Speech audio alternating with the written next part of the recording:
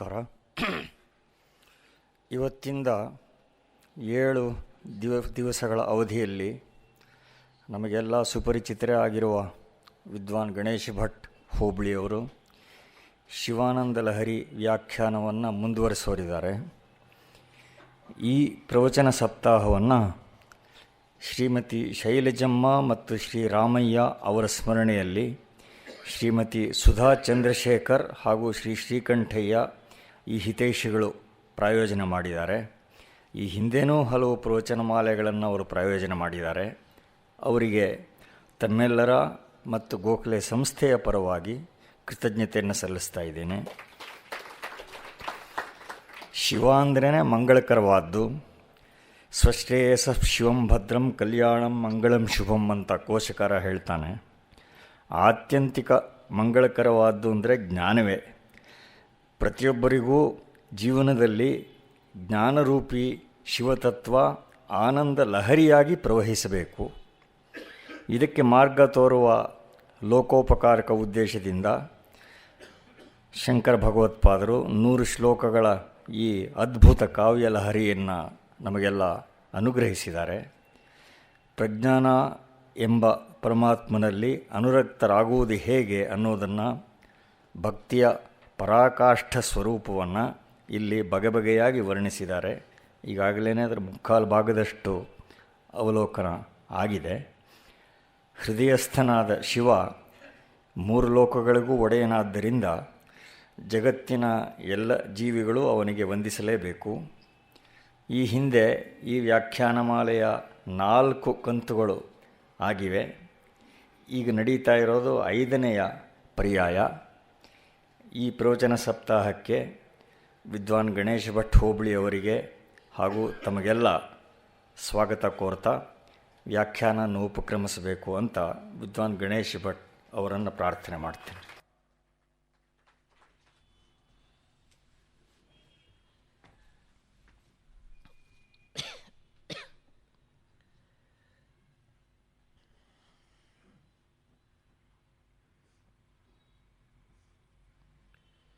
ಯೋಂತಃ ಪ್ರವಿಶ್ಯ ಮಮ ವಾಚಮಿಮಾಂ ಪ್ರಸುಪ್ತಾಂ ಸಂಜೀವಯತ್ಯಖಿಲಶಕ್ತಿಧರಸ್ವಧಾಮ್ನಾ ಅನ್ಯಾಂಶ್ಚ ಹಸ್ತಚರಣಶ್ರವಣತ್ವಗಾದೀನ್ ಪ್ರಾಣಾನ್ನಮೋ ಭಗವತೆ ಪುರುಷಾಯ ತುಭ್ಯಂ.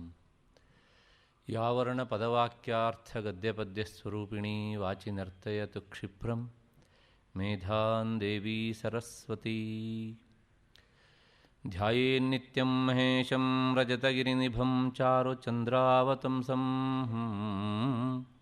ರತ್ನಾಕಲ್ಪೋಜ್ವಲಾಂಗಂ ಪರಶುಮೃಗವರಾಭೀತಿಹಸ್तं ಪ್ರಸನ್ನಂ ಪದ್ಮಾಸೀನಂ ಸಮಂತಾತ್ ಸ್ತುತಮಮರಗಣೈಃ ವ್ಯಾಘ್ರಕೃತ್ತಿಂ ವಸಾನಂ ವಿಶ್ವಾದ್ಯಂ ವಿಶ್ವಬೀಜಂ ನಿಖಿಲಭಯಹರಂ ಪಂಚವಕ್ತ್ರಂ ತ್ರಿನೇತ್ರಂ. ಕಲಾಭ್ಯಾಂ ಚೂಡಾಲಂಕೃತಶಶಿಕಲಾಭ್ಯಾಂ ನಿಜತಪಃ ಫಲಾಭ್ಯಾಂ ಭಕ್ತೇಷು ಪ್ರಕಟಿತಫಲಾಭ್ಯಾಂ ಭವತು ಮೇ. ಶಿವಾಭ್ಯಾಂ ಅಸ್ತೋಕತ್ರಿಭುವನಶಿವಾಭ್ಯಾಂ ಹೃದಯ ಪುನರ್ಭವಾಭ್ಯಾಂ ಆನಂದಸ್ಫುರದನುಭವಾಭ್ಯಾಂ ನತಿರ್ಯಂ.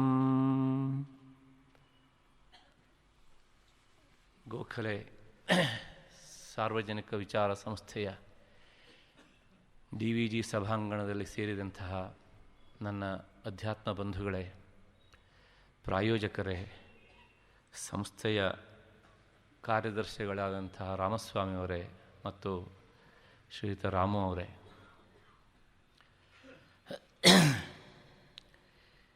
ರಾಮಸ್ವಾಮಿಯವರು ಮಾತನಾಡ್ತಾ ಹೇಳಿದರು, ಈಗಾಗಲೇ ಇದಕ್ಕೆ ಸಂಬಂಧಪಟ್ಟ ಹಾಗೆ ಶಿವಾನಂದ ಲಹರಿಯ 4 ಕಂತಿನ ಉಪನ್ಯಾಸ ಆಗಿದೆ ಅಂತ. ಇದು 5ನೆಯ ಕಂತಿನ ಉಪನ್ಯಾಸ.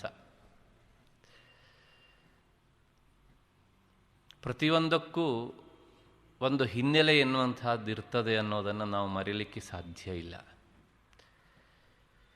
ಈ ಕಂತಾದರೆ ಶಿವಾನಂದ ಲಹರಿಯ 5 ಕಂತುಗಳು ಅಂದರೆ ಉಪನ್ಯಾಸದ 5 ಮುಖಗಳು ಮುಗಿತವೆ. ನಾನು ಹಿಂದೊಮ್ಮೆ ಈ ವೇದಿಕೆಯಲ್ಲಿ ಹೇಳಿದ್ದೆ, ಈ 5 ಕಂತು ಯಾಕೆ ಆಯಿತು ಗೊತ್ತಿಲ್ಲ, ಆದರೆ 5 ಕಂತು ಆದದ್ದಂತೂ ಸತ್ಯ. ಪ್ರಾಯಶಃ ಹೀಗಿರಬಹುದೇನೋ, ಧ್ಯೇಯ ಪಂಚಮುಖೋ ರುದ್ರ, ಪರಮೇಶ್ವರನಿಗೆ 5 ಮುಖಗಳು. ಹಾಗಾಗಿ ಆ 5 ಮುಖಗಳಿಂದ ತೋರುವಂತಹ ನಾನು 4 ಮುಖಕ್ಕೋ ಅಥವಾ 3 ಮುಖಕ್ಕೋ ಇಳಿದ್ರೆ ಅದು ಸರಿಯಲ್ಲ ಅಂತ ಭಾವಿಸಿರಬೇಕು. ಪರಮೇಶ್ವರನ 5 ಮುಖಗಳು ಯಾವ್ಯಾವುದು ಅಂತ ಕೇಳಿದರೆ ಸದ್ಯೋಜಾತ, ಮತ್ತು ಅಘೋರ, ವಾಮದೇವ, ತತ್ಪುರುಷ, ಈಶಾನ. ಇದು ಉಪನಿಷತ್ತಿನ ಮಾತು ಇದು. ಹಾಗಾಗಿ 5 ಮುಖದಲ್ಲಿ ಪ್ರಕಟ ಆಗಬೇಕು ಎನ್ನುವಂಥ ಹಿನ್ನೆಲೆಯಲ್ಲಿ ಹೀಗಾಗಿರಬಹುದೋ ಏನೋ, ಅದು ಗೊತ್ತಿಲ್ಲ. ಅದರ ಜೊತೆಗೆ ಇಲ್ಲಿ ಇನ್ನೊಂದು ಮಾತನ್ನು ನಾನು ಹೇಳಲೇಬೇಕು. ಈ ಹಿಂದೆ ಶಿವಾನಂದ ಲಹರಿಯನ್ನು ಆಶ್ರಯಿಸಿಕೊಂಡು 28 ಉಪನ್ಯಾಸಗಳು ನಡೆದಿವೆ, ಅಂದರೆ 28 ಅವಧಿಗಳು ನಡೆದಿವೆ. ಈಗ ಮತ್ತೆ ಪುನಃ 7 ಅವಧಿಗಳು. ಈ 7 ಅವಧಿಗಳಲ್ಲಿ ಶತಾಯಗತಾಯ ಶಿವಾನಂದ ಲಹರಿಯನ್ನು ಮುಗಿಸಲೇಬೇಕು. 28 ಮತ್ತು 7 ಸೇರಿಸಿದರೆ ಎಷ್ಟು ಆಯಿತು? 35 ಆಯಿತು. ಆ 35ಅನ್ನು 3 ಮತ್ತು ಕೂಡಿಸು 5 ಅಂತ ಮಾಡಿದರೆ ಎಷ್ಟು ಆಯಿತು? 8 ಆಯಿತು. ಯಾಕೆ ಹೀಗಾಯಿತು ನೋಡಿ, ಎಲ್ಲ ನಮಗೆ ಗೊತ್ತಿರೋದಿಲ್ಲ, ಅದರ ಕಾರಣ ಹೇಗೆ ಬೆಸೆದುಕೊಂಡು ಹೋಗ್ತಾ ಇರುತ್ತೆ ಅಂತ. ಕಾಳಿದಾಸ್ ಹೇಳ್ತಾನೆ, ಈಶ್ವರನಿಗೆ 8 ಶರೀರಗಳು ಅಂತ.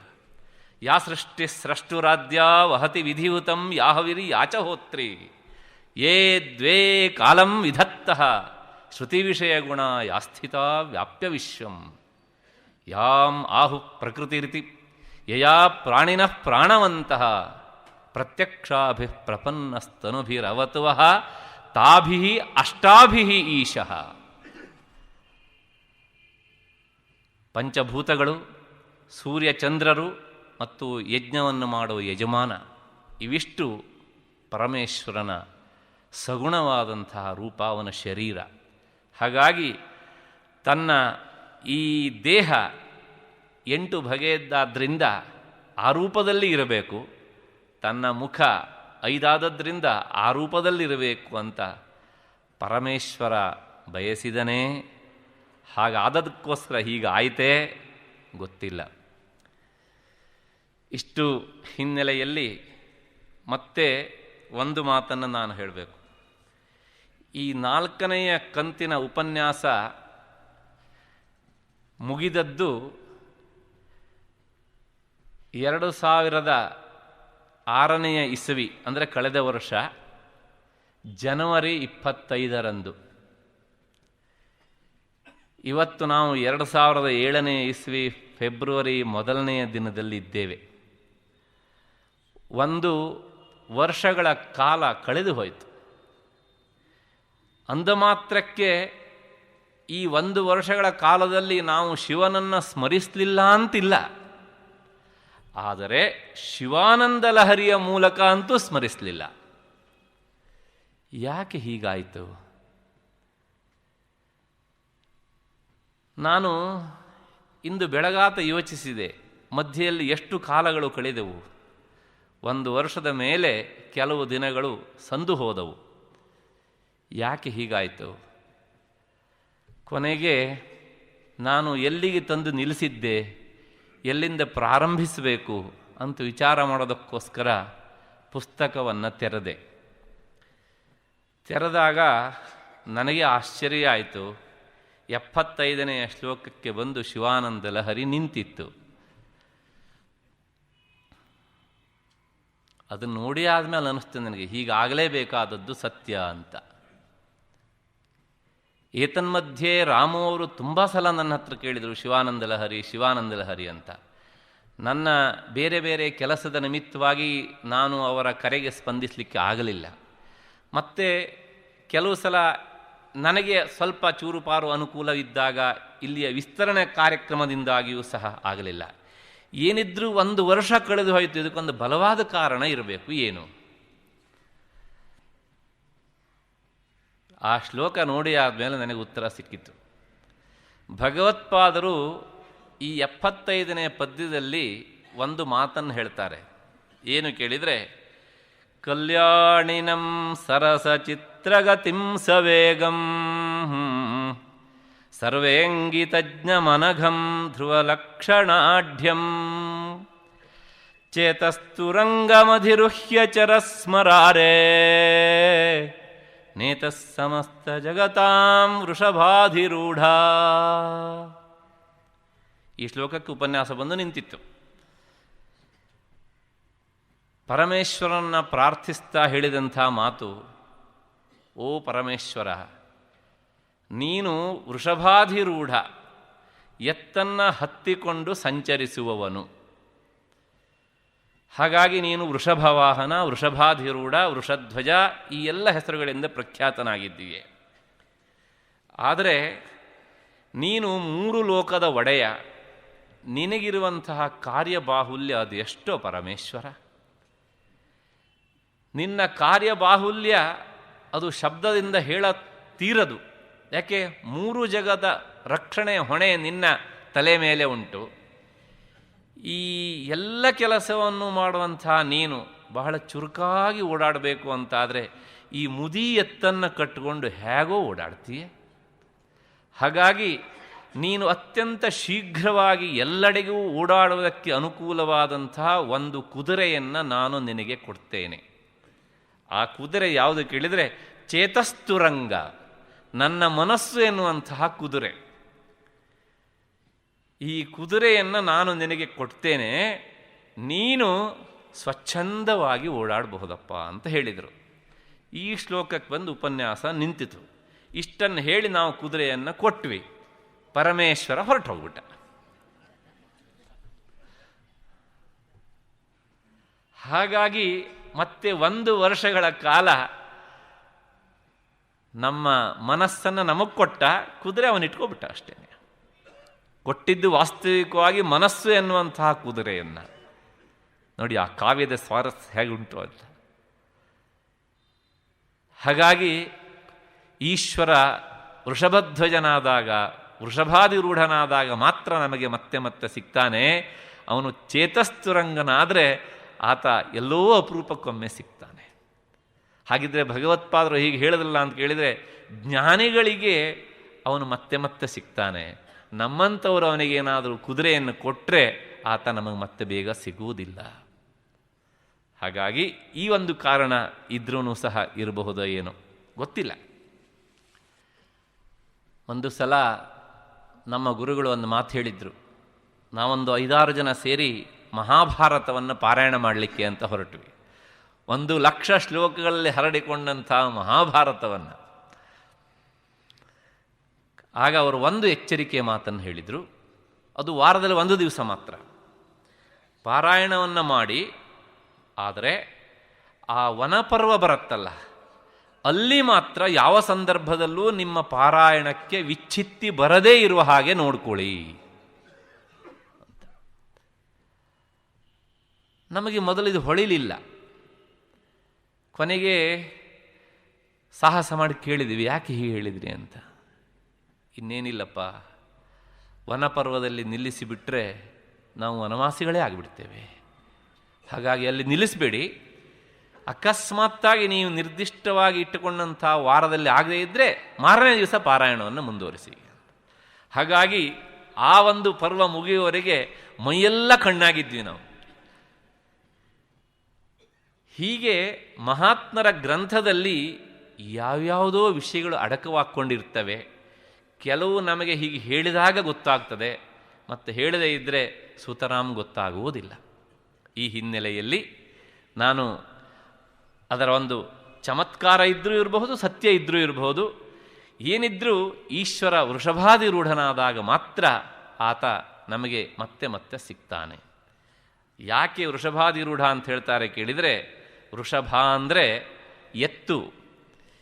ಎತ್ತು ಅಂದರೆ ಅದೊಂದು ಉಪಲಕ್ಷಣ, 4 ಕಾಲುಗಳುಳ್ಳದ್ದು ಅಂತ. ಸಮಗ್ರ ವೇದ ರಾಶಿಯೇ ಒಂದು ವೃಷಭ. ಆ ವೇದರಾಶಿಗೆ 4 ಕಾಲುಗಳು ಅಂದರೆ 4 ಪ್ರಧಾನವಾದ ಶಾಖೆಗಳು: ಋಕ್, ಯಜುಸ್, ಸಾಮ ಮತ್ತು ಅಥರ್ವ. ಈ 4 ಕಾಲುಗಳ ಎತ್ತನ್ನು ಹತ್ಕೊಂಡು ನೀನು ಓಡಾಡ್ತೀಯ ಅಂದರೆ ನೀನು ವೇದ ಪ್ರತಿಪಾದ್ಯ, ಉಪನಿಷತ್ ಪ್ರತಿಪಾದ್ಯ ಎನ್ನುವಂತಹ ಹಿನ್ನೆಲೆಯಲ್ಲಿ ಆ ಅರ್ಥ. ಅದನ್ನು ಅವನಿಗೆ ಬಿಡಲಿಕ್ಕೆ ಇಷ್ಟ ಇಲ್ಲ. ಅದನ್ನು ತಪ್ಪಿಸಿದರೆ ಪ್ರಾಯಶಃ ತಪ್ಪಿಸಿದವಂಥ ನಮಗೇನೆ ಅನಾನುಕೂಲ ಎನ್ನುವಂತಹ ಹಿನ್ನೆಲೆಯಲ್ಲಿ ಮತ್ತೆ ಮುಂದಿನ ಶ್ಲೋಕಕ್ಕೆ ಹೋಗೋಣ. 76ನೆಯ ಶ್ಲೋಕ. ಈ ಶ್ಲೋಕಗಳೆಲ್ಲ ವಸಂತ ತಿಲಕ ಎನ್ನುವಂಥ ಛಂದಸ್ಸಿನಲ್ಲಿ ಇವೆ. ಯಾಕೆ ಅಂದರೆ ಈ ಹಿಂದೂನೂ ಸಹ ನಾವು ಇದನ್ನು ಉಪನ್ಯಾಸ ಪ್ರಧಾನವಾಗಿ ನೋಡಿಕೊಂಡು ಬಂದಿದ್ದಕ್ಕಿಂತ ಅಧ್ಯಯನ ಪ್ರಧಾನವಾಗಿಯೇ ನೋಡಿಕೊಂಡು ಬಂದಿದ್ದೇವೆ. ಹಾಗಾಗಿ ಈಗಲೂ ಸಹ ಆ ಮಾತನ್ನು ನಾನು ಹೇಳಲಿಕ್ಕೆ ಇಷ್ಟಪಡ್ತೇನೆ. ವಸಂತ ತಿಲಕ ಛಂದಸ್ಸಿನ ಲಕ್ಷಣ ಹೇಗೆ ಕೇಳಿದರೆ, ಉಕ್ತ ವಸಂತ ತಿಲಕ ತಭಜಾ ಜಗೌಗಃ. ಅಂದರೆ ಇದರಲ್ಲಿ ಒಟ್ಟು ಒಂದು ಸಾಲಿನಲ್ಲಿ 14 ಅಕ್ಷರಗಳಿರ್ತವೆ. ಒಂದು ತಗಣ, ಭಗಣ, ಜಗಣ, ತಭಜ, ಜ ಮತ್ತು ಜಗಣ. ಅಲ್ಲಿಗೆ ಎಷ್ಟಾಯಿತು? 3 4 12 ಮತ್ತು 2 ಗುರುಗಳು ಇರಬೇಕು. ಒಟ್ಟು 14 ಅಕ್ಷರಗಳಿರ್ತವೆ. 14 ಗುಣಿಸು 4 ಮಾಡಿದರೆ ಎಷ್ಟಾಗತ್ತೋ ಅಷ್ಟು ಅಕ್ಷರಗಳು ಈ ಶ್ಲೋಕದಲ್ಲಿ ಇರ್ತವೆ. ನೋಡಬಹುದು ಅದನ್ನು. 56 ಅಕ್ಷರಗಳು ಇಲ್ಲಿ ಇವೆ ಒಂದು ಶ್ಲೋಕದಲ್ಲಿ. ಮತ್ತೆ ಮುಂದೆ ಛಂದಸ್ಸು ಬದಲಾವಣೆ ಆದಾಗ ನೋಡೋಣ. ಮುಂದೆ ನಾನು ಹೇಳುವವರೆಗೂ ಇದೇ ಛಂದಸ್ಸು ಅಂತ ಇಟ್ಕೊಳ್ಳಿ. ಭಕ್ತಿರ್ಮಹೇಶ ಪದ ಪುಷ್ಕರಮಾವಸಂತಿ ಕಾದಂಬಿನೀವ ಕುರುತೆ ಪರಿತೋಷವರ್ಷಂ ಸಂಪೂರಿತೋ ಭವತಿ ಯಸ್ಯ ಮನಸ್ತಟಾಕಃ ತಜ್ಜನ್ಮ ಸಸ್ಯಮಖಿಲಂ ಸಫಲಂಚ ನಾನ್ಯತ್. ಭಕ್ತಿರ್ಮಹೇಶ ಪದ ಪುಷ್ಕರಮಾವಸಂತಿ ಕಾದಂಬಿನೀವ ಕುರುತೆ ಪರಿತೋಷವರ್ಷಂ ಸಂಪೂರಿತೋ ಭವತಿ ಯಸ್ಯ ಮನಸ್ತಟಾಕಃ ತಜ್ಜನ್ಮ ಸಸ್ಯಮಖಿಲಂ ಸಫಲಂಚ ನಾನ್ಯತ್. ಏನು ಈ ಶ್ಲೋಕದ ಪ್ರತಿಪದಾರ್ಥ ಅಂದರೆ, ಮಹೇಶ ಪದಪುಷ್ಕರಂ. ಸಾಮಾನ್ಯವಾಗಿ ಪುಷ್ಕರ ಅಂದರೆ ಕಮಲ ಅಂತ ಅರ್ಥ. ಆದರೆ ಭಗವತ್ಪಾದರ ಪ್ರಯೋಗ ಬಹಳ ವಿಶಿಷ್ಟವಾದ ಪ್ರಯೋಗ. ಇಲ್ಲಿ ಪುಷ್ಕರ ಎನ್ನುವಂಥ ಪದವನ್ನು ಅವರು ಆಕಾಶ ಎನ್ನುವಂತಹ ಅರ್ಥದಲ್ಲಿ ಬಳಸ್ತಾರೆ. ಯಾವುದು ಹಾಗಿದ್ರೆ ಆಕಾಶ ಅಂತ ಕೇಳಿದರೆ, ಮಹೇಶ ಪದಪುಷ್ಕರಂ, ಪರಶಿವನ ಆಕಾಶ ಅಂದರೆ ಪಾದಗಳೆನ್ನುವಂಥ ಆಕಾಶವನ್ನು ಆವಸಂತಿ ಆಶ್ರಯಿಸಿಕೊಂಡಿರುವ ಭಕ್ತಿಯು ಕಾದಂಬಿನಿ ಇವ ಮೋಡಗಳ ಸಾಲಿನಂತೆ ಪರಿತೋಷ ವರ್ಷಂ ಸಂತೋಷದ ಮಳೆಯನ್ನು ಕುರುತೆ ಉಂಟು ಮಾಡುತ್ತದೆ. ಯಸ್ಯ ಯಾವ ಭಕ್ತನ ಯಾವ ಸಾಧಕನ ಮನಸ್ತಟಾಕಃ ಮನಸ್ಸೆಂಬ ಕೆರೆಯು ಸಂಪೂರಿತೋ ಭವತಿ ಅದರಿಂದ ತುಂಬಿ ಹೋಗುತ್ತದೆಯೋ ತಜ್ಜನ್ಮ ಸಸ್ಯಂ ಅಖಿಲಂ ಅವನ ಎಲ್ಲ ಜನ್ಮಗಳು ಎನ್ನುವಂತಹ ಸಸ್ಯಗಳು. ಆ ಪದ ನೋಡಬೇಕು, ತಜ್ಜನ್ಮ ಸಸ್ಯಂ ಅಖಿಲಂ, ಅವನ ಜನ್ಮ ಜನ್ಮಾಂತರಗಳು ಎನ್ನುವಂತಹ ಸಸ್ಯಗಳು ಸಫಲವಾಗುತ್ತವೆ, ನ ಅನ್ಯತ್ ಬೇರೆಯವನದ್ದು ಅಲ್ಲ. ಇದು ಶ್ಲೋಕದ ಪ್ರತಿಪದಾರ್ಥ. ಏನು ಇದರ ತಾತ್ಪರ್ಯ ಅಂದರೆ, ಭಗವತ್ಪಾದರು ಹೇಳ್ತಾರೆ, ಶಿವನ ಪಾದ ಅದು ಆಕಾಶ ಅಂತ. ನಾವು ಸಾಮಾನ್ಯವಾಗಿ ಆಕಾಶವನ್ನು ಮುಂದುಗಡೆಗೂ ಕಾಣ್ತೇವೆ, ಹಿಂದಕ್ಕೂ ಕಾಣ್ತೇವೆ, ನಮ್ಮ ಎಡಬಲಗಳಲ್ಲೂ ಕಾಣ್ತೇವೆ. ಆದ್ರೂ ಸಹ ನಮಗೆ ಆಕಾಶ ಅಂತ ಹೇಳಿದ ತಕ್ಷಣ ನಮ್ಮ ನೆನಪು ಮೇಲಕ್ಕೆ ಹೋಗುತ್ತೆ. ನಾವೆಲ್ಲರೂ ಹೀಗೆ ಮೇಲಕ್ಕೆ ನೋಡ್ತೇವೆ. ಹಾಗಾಗಿ ಪರಮೇಶ್ವರನ ಪಾದಗಳು ಎನ್ನುವಂತಹ ಆಕಾಶದಲ್ಲಿ. ಅವನ ಪಾದ ಎಲ್ಲುಂಟು ಕೇಳಿದರೆ ಮೇಲಕ್ಕುಂಟು ಅಂತ. ಯಾವಾಗಲೂ ಹಾಗೆ ಅಲ್ವಾ? ಭಗವಂತ ಅವನು ಹೇಗೆ ಅಂತಲೇ ನಾವು ತೋರಿಸೋದು. ಅವನು ನಮಗಿಂತ ಮೇಲಿದ್ದಾನೆ ಅಂದರೆ ಅವನ ಪಾದ ನಮಗಿಂತನೂ ಮೇಲೆ ಇದೆ ಅಂತ. ಯಾರಾದರೂ ಏನಾದರೂ ಹೇಳಿದರೆ ಏನೋ ಅವನ ಸಂಕಲ್ಪ ಇದ್ದಾಗ ಆಗಲಿ ಅಂತಾನೆ ಹೀಗೆ ಕೈ ಮೇಲೆ ತೋರಿಸ್ತೇವೆ ಅಷ್ಟೇ ಹೊರತುನೋ ಏನೋ ಅವನ ಸಂಕಲ್ಪ ಇದ್ದಾಗ ಆಗಲಿ ಅಂತ ಕೈ ಕೆಳಗೆ ತೋರಿಸೋದಿಲ್ಲ. ತೋರಿಸ್ತೇವ? ಇಲ್ಲ. ಅಂದರೆ ಅವನು ಮೇಲಕ್ಕಿದ್ದಾನೆ. ಅದರ ತಾತ್ಪರ್ಯ ನನಗಿಂತ ಅವನು ಎತ್ತರದಲ್ಲಿದ್ದಾನೆ, ನಾನು ಅವನ ಪಾದದ ಅಡಿಯಲ್ಲಿದ್ದೇನೆ ಎನ್ನುವಂಥ ಹಿನ್ನೆಲೆಯಲ್ಲಿ ಗೊತ್ತಿರಲಿ ಗೊತ್ತಿಲ್ಲದೆ ಹೋಗಲಿ ಆ ಮಾತನ್ನು ಹೇಳ್ತಾ ಹೇಳ್ತಾ ಹೇಳ್ತಾ ಕೈ ಹೀಗೆ ಮೇಲಕ್ಕೆ ತೋರಿಸ್ತಾ ಇರುತ್ತೆ. ಹೀಗೆ ಶಿವನ ಪಾದ ಎನ್ನುವಂಥ ಆಕಾಶವನ್ನು ಆಶ್ರಯಿಸಿಕೊಂಡಿದೆ. ಯಾವುದು ಅಂತ ಕೇಳಿದರೆ ಆಕಾಶದಲ್ಲಿರೋದು ಯಾವುದ್ರಿ? ಭಕ್ತಿ ಎನ್ನುವಂತಹ ಮೋಡ. ಆ ಭಕ್ತಿ ಎನ್ನುವಂತಹ ಮೋಡದ ಸಾಲು ಸಾಲು ಪರಮೇಶ್ವರನ ಪಾದ ಎನ್ನುವಂಥ ಆಕಾಶದಲ್ಲಿ ತುಂಬಿಕೊಂಡಿದೆ. ಮತ್ತಿಷ್ಟೆಲ್ಲ ಮೋಡ ತುಂಬಿಕೊಂಡಾದ್ಮೇಲೆ ಆ ಮೋಡ ಏನು ಮಾಡುತ್ತೆ ಅಂತ ಕೇಳಿದರೆ ಮಳೆಯನ್ನು ಸುರಿಸತ್ತೆ. ಯಾವ ಮಳೆ? ನೀರಿನ ಮಳೆಯಲ್ಲ, ಆನಂದಾಮೃತ, ಆನಂದ ವರ್ಷಣ ಎನ್ನುವಂಥ ಮಳೆ. ಅದನ್ನು ಸದಾ ಸುರಿಸ್ತಾ ಇರತ್ತಂತೆ. ಹೀಗೆ ಸುರಿಸಿದಾಗ ಆ ಭಕ್ತನ ಹೃದಯ ಎನ್ನುವಂಥ ತಟಾಕ, ಸರೋವರ, ಕೆರೆ ಅದು ತುಂಬತ್ತಂತೆ. ಅದು ತುಂಬಿದಾಗ, ಕೆರೆ ತುಂಬಿದಾಗ ಆ ಕೆರೆಯ ನೀರು ತುಂಬಿ ಹರಿಬೇಕಲ್ಲ, ಅದು ಎಲ್ಲಿಗೆ ಹರಿಯತ್ತೆ ಕೇಳಿದರೆ ಕೆಳಮುಖವಾಗಿ ಹರಿತಾ ಇರುತ್ತೆ.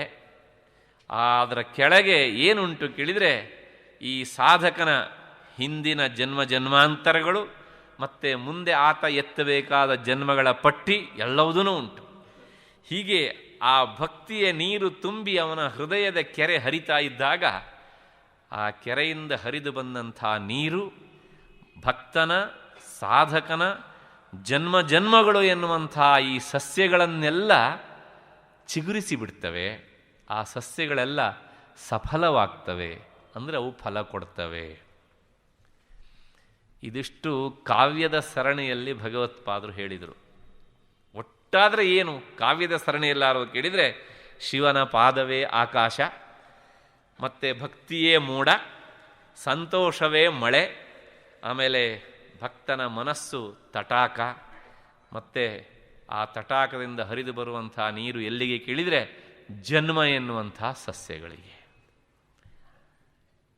ಅಲ್ಲಿಗೆ ಭಗವತ್ಪಾದರು ಏನು ಹೇಳಿದರು ಕೇಳಿದರೆ, ನಮ್ಮ ಜನ್ಮ ಎನ್ನುವಂಥ ಸಸ್ಯ ಸಫಲ ಆಗಬೇಕು ಅಂತಾದರೆ ಒಂದಲ್ಲ ಸಸ್ಯ, ಜನ್ಮ ಸಸ್ಯಂ ಅಖಿಲಂ ಅಂತ ಹೇಳ್ತಾರೆ. ಅಂದರೆ ಹಿಂದೆ ಎಷ್ಟು ಸಲ ಈ ಜನ್ಮ ಸಸ್ಯ ಚಿಗುರಿತ್ತೋ ಹುಟ್ಟಿತ್ತೋ ಗೊತ್ತಿಲ್ಲ, ಮುಂದೆ ಎಷ್ಟು ಸಲ ಹುಟ್ಟತ್ತೋ ಗೊತ್ತಿಲ್ಲ, ಈಗಂತೂ ಹುಟ್ಟಿದ್ದು ಸತ್ಯ. ಈಗ ಹುಟ್ಟಿದ್ರಿಂದಲೇ ಹಿಂದೂ ಹುಟ್ಟಿರಬೇಕು ಅನುಮಾನ ಪ್ರಮಾಣದಿಂದ ಸಿದ್ಧವಾಗತ್ತೆ, ಮತ್ತು ಮುಂದೂ ಸಹ ಹುಟ್ಟಲೇಬೇಕು. ಹಾಗಾಗಿ ಈ ಎಲ್ಲ ಜನ್ಮ ಸಸ್ಯಗಳು ಸಫಲ ಆಗಬೇಕು ಅಂತಾದರೆ ಈ ಹೃದಯದ ಕೆರೆಯಲ್ಲಿ ನೀರು ತುಂಬಬೇಕು, ಭಕ್ತಿಯ ನೀರು ತುಂಬಬೇಕು.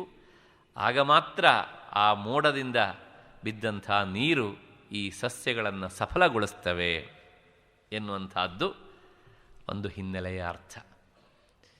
ಇಲ್ಲಿ ಯಾಕೆ ಭಗವತ್ಪಾದರು ಜನ್ಮ ಸಸ್ಯ ಮಖಿಲಂ ಅಂತ ಹೇಳ್ತಾರೆ ಅಂದರೆ,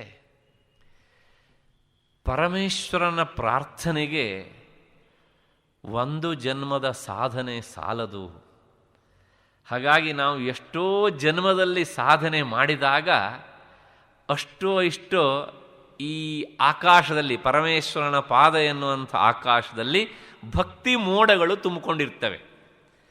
ಹಾಗಿಲ್ಲದೆ ಇದ್ದರೆ ಮೋಡಗಳು ತುಂಬುತ್ತವೆ, ಆದರೆ ಅವು ಕಾರ್ಮೋಡಗಳಲ್ಲ, ಭಕ್ತಿ ಜಲ ತುಂಬಿದ ಮೋಡಗಳಲ್ಲ, ಬಿಳಿ ಅರಳೆಯಂತಿರುವಂಥ ಮೋಡಗಳು. ಅದು ಬಂಜೆಯಾದ ಮೋಡ, ಅದು ನೀರನ್ನು ಸುರಿಸೋದಿಲ್ಲ. ಇಂತಹ ಮೋಡ ಎಷ್ಟು ಆ ಪರಮೇಶ್ವರನ ಪಾದ ಎನ್ನುವಂಥ ಆಕಾಶದಲ್ಲಿ ಕವಿದುಕೊಂಡ್ರೂ ಏನೂ ಪ್ರಯೋಜನ ಇಲ್ಲ. ಹಾಗಾಗಿ ನಿನಗೆ ಅಚಲವಾದಂತಹ ಭಕ್ತಿ ಬರಬೇಕು ಅಂತಾದರೆ ನೀನು ಮತ್ತೆ ಮತ್ತೆ ಮತ್ತೆ ಮತ್ತೆ ಅವನನ್ನು ಪ್ರಾರ್ಥಿಸು. ಈ ಮಾತು ಹಿಂದೂನೂ ಸಹ ಬಂದಿತ್ತು. ಮತ್ತೆ ಆ ಜನ್ಮ ಸಸ್ಯಮಖಿಲಂ ಅನ್ನುವುದರಿಂದಲೇ ಭಗವತ್ಪಾದರು ಅನೇಕ ಜನ್ಮಗಳನ್ನು ಹೇಳಿದಂತೆ ಆಯಿತು. ವೇದಾಂತಿಗಳು ಪುನರ್ಜನ್ಮವನ್ನು ಒಪ್ಪಿಕೊಂಡು ಬಂದವರಾದ್ದರಿಂದ ಅದರ ಬಗ್ಗೆ ವಿಶೇಷವಾದಂಥ ವಿವರಣೆ ಬೇಡ. ನಮಗೆ ಅನೇಕ ಜನ್ಮಗಳು ಇವೆಯೋ?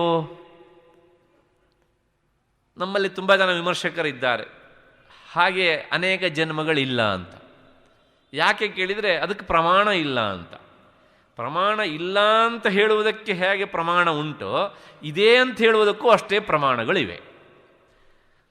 ಮತ್ತೆ ಜನ್ಮ ಇಲ್ಲ ಅಂತ ತೀರ್ಮಾನ ಮಾಡಿದರೆ ನಾವು ಇನ್ನೊಂದು ರೀತಿಯ ತಪ್ಪು ದಾರಿಯನ್ನು ಹಿಡಿಯುವುದಕ್ಕೂ ಸಾಧ್ಯತೆ ಉಂಟು. ಯಾಕೆ, ನಂದು ಇದೇ ಕೊನೆಯ ಜನ್ಮ, ನನಗೇನು ಹುಟ್ಟಿಲ್ಲ ಅಂತ ಅಂದ್ಕೊಂಡ್ರೆ ನಾನು ಏನು ಬೇಕಾದರೂ ಮಾಡ್ಬೋದು ಅಂತ. ಮನುಷ್ಯನಿಗೆ ಧರ್ಮ ಭೀರುತ್ವ ಎನ್ನುವಂಥದ್ದು ಬರೋದಿಲ್ಲ. ಇದು ಒಂದು ಕಾರಣ. ನೀನು ಜನ್ಮ ಇಲ್ಲ ಅಂತ ತಿಳ್ಕೊಂಡು ಮಾಡಬಾರದ ತಪ್ಪನ್ನು ಈ ಜನ್ಮದಲ್ಲಿ ಮಾಡಿದರೆ, ಅಕಸ್ಮಾತ್ತಾಗಿ ಜನ್ಮ ಇದ್ದರೆ ಪುನರ್ಜನ್ಮ, ಅನ್ಯಾಯ ಯಾರಿಗೆ? ಹಾಗಾಗಿ ಹೀಗೆ ತೀರ್ಮಾನಿಸುವುದು ಉಚಿತವಲ್ಲ, ಯೋಗ್ಯವಲ್ಲ. ಪುನರ್ಜನ್ಮ ಎನ್ನುವಂಥದ್ದು ಇದೆ, ಅದಕ್ಕೆ ಸಾಕಷ್ಟು ಕಾರಣಗಳು ಇವೆ. ಭಾಗವತದಲ್ಲಿ ಒಂದು ಸನ್ನಿವೇಶ ಬರುತ್ತೆ ಹೀಗೆ ಅಂತ.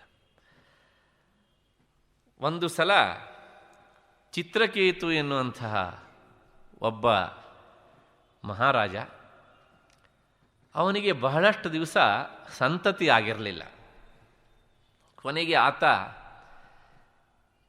ಕಾಡಿಗೆ ಹೋಗಿ ಋಷಿಮುನಿಗಳನ್ನೆಲ್ಲ ಭೇಟಿಯಾದ.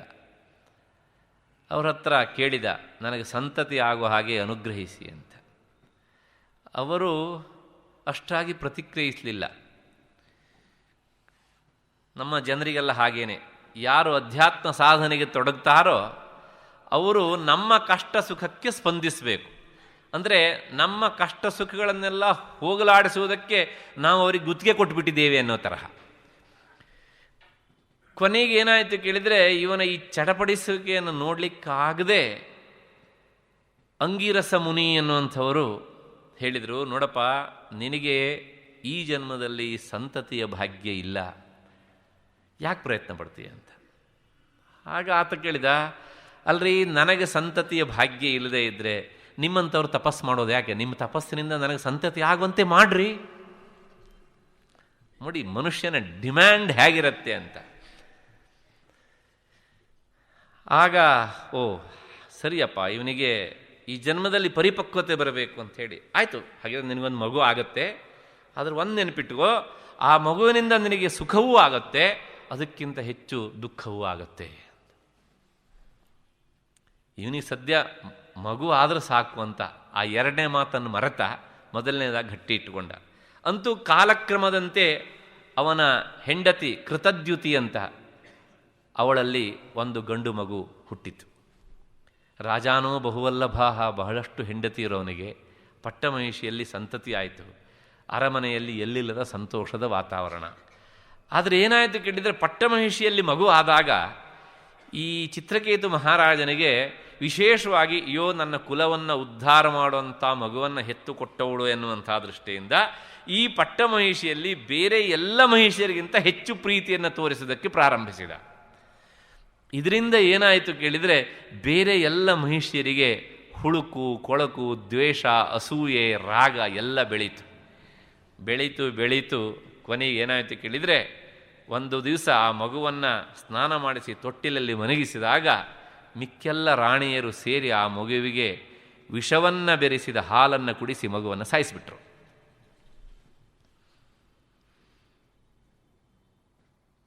ಮತ್ತೆ ಪುನಃ ಅರಮನೆಯಲ್ಲಿ ಗೋಳಿನ ಸಂತೆ.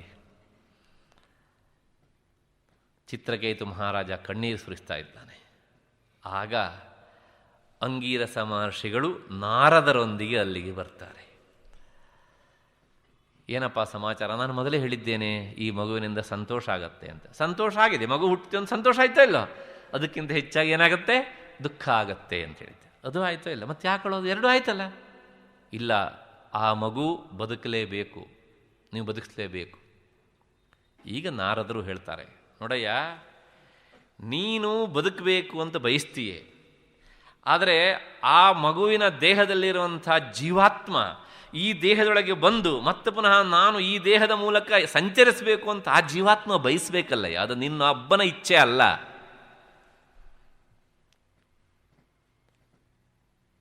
ಅಂತ ಹೇಳಿದರು. ಇಲ್ಲ, ನೀವೇನಾದರೂ ಮಾಡಿ ಮತ್ತೆ.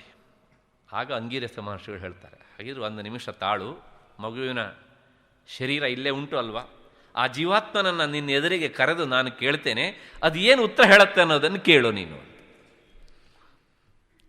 ಕೊನೆಗೆ ಅಂಗೀರಸ ಮಹರ್ಷಿಗಳು ಹೇಳ್ತಾರೆ, ಬಾರಪ್ಪ, ನಿನ್ನಪ್ಪ ನಿನ್ನನ್ನು ಕರೀತಾ ಇದ್ದಾನೆ, ನಿನ್ನಮ್ಮ ಕಣ್ಣೀರಿಡ್ತಾ ಇದ್ದಾಳೆ, ಬಾ ಈ ದೇಹದೊಳಗೆ ಪ್ರವೇಶ ಮಾಡು ಅಂತ.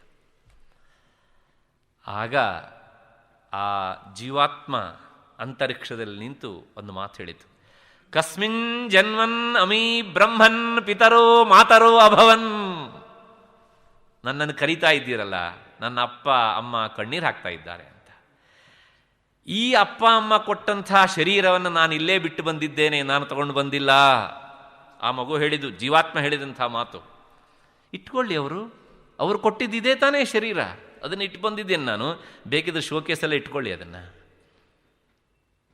ಮತ್ತೆ ನೀವು ಹೇಳಿದ್ರಲ್ಲ ನಿನ್ನ ಅಪ್ಪ ಅಮ್ಮ ಕರೀತಾ ಇದ್ದಾರೆ ಅಂತ. ಈ ಚಿತ್ರಕೇತು ಮಹಾರಾಜ ಕೃತದ್ಯುತಿ ನನಗೆ ಎಷ್ಟನೇ ಜನ್ಮದಲ್ಲಿ ಎಷ್ಟನೇ ಅಪ್ಪ ಎಷ್ಟನೇ ಅಮ್ಮ, ನನಗೆ ಎಷ್ಟು ಜನ್ಮಗಳು ಆಗಿ ಹೋಗಿವೆ, ಎಷ್ಟು ಜನ ಅಪ್ಪ ಅಮ್ಮಂದಿರು ಆಗಿ ಹೋಗಿದ್ದಾರೆ, ಎಷ್ಟು ಜನರಿಗೆ ನಾನು ಮಗನಾಗಿದ್ದೇನೆ, ಎಷ್ಟು ಜನರಿಗೆ ನಾನು ಅಪ್ಪ ಅಮ್ಮ ಆಗಿದ್ದೇನೆ.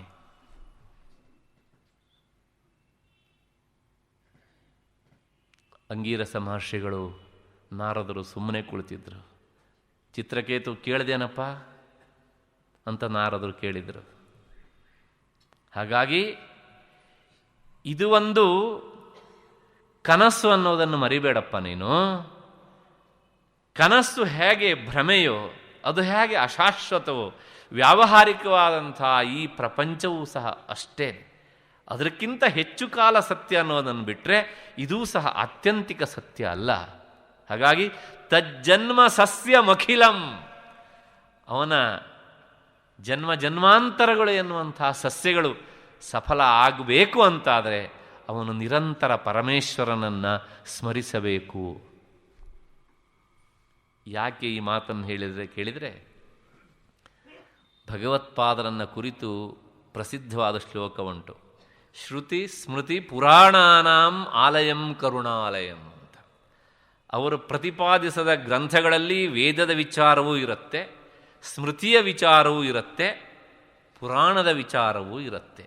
ಆದರೆ ನಾವು ಮೈಯೆಲ್ಲ ಕಣ್ಣಾಗಿ ನೋಡಿದಾಗ ಮಾತ್ರ ಯಾಕೆ ಭಗವತ್ಪಾದರು ಇಲ್ಲಿ ವಿಶೇಷವಾಗಿ ಈ ಶಬ್ದವನ್ನೇ ಉಪಯೋಗಿಸಿದರು ಎನ್ನುವಂಥದ್ದು ಗೊತ್ತಾಗುತ್ತೆ. ಮೇಲ್ನೋಟಕ್ಕೆ ನೋಡಿದರೆ ಏನೂ ಗೊತ್ತಾಗುವುದಿಲ್ಲ.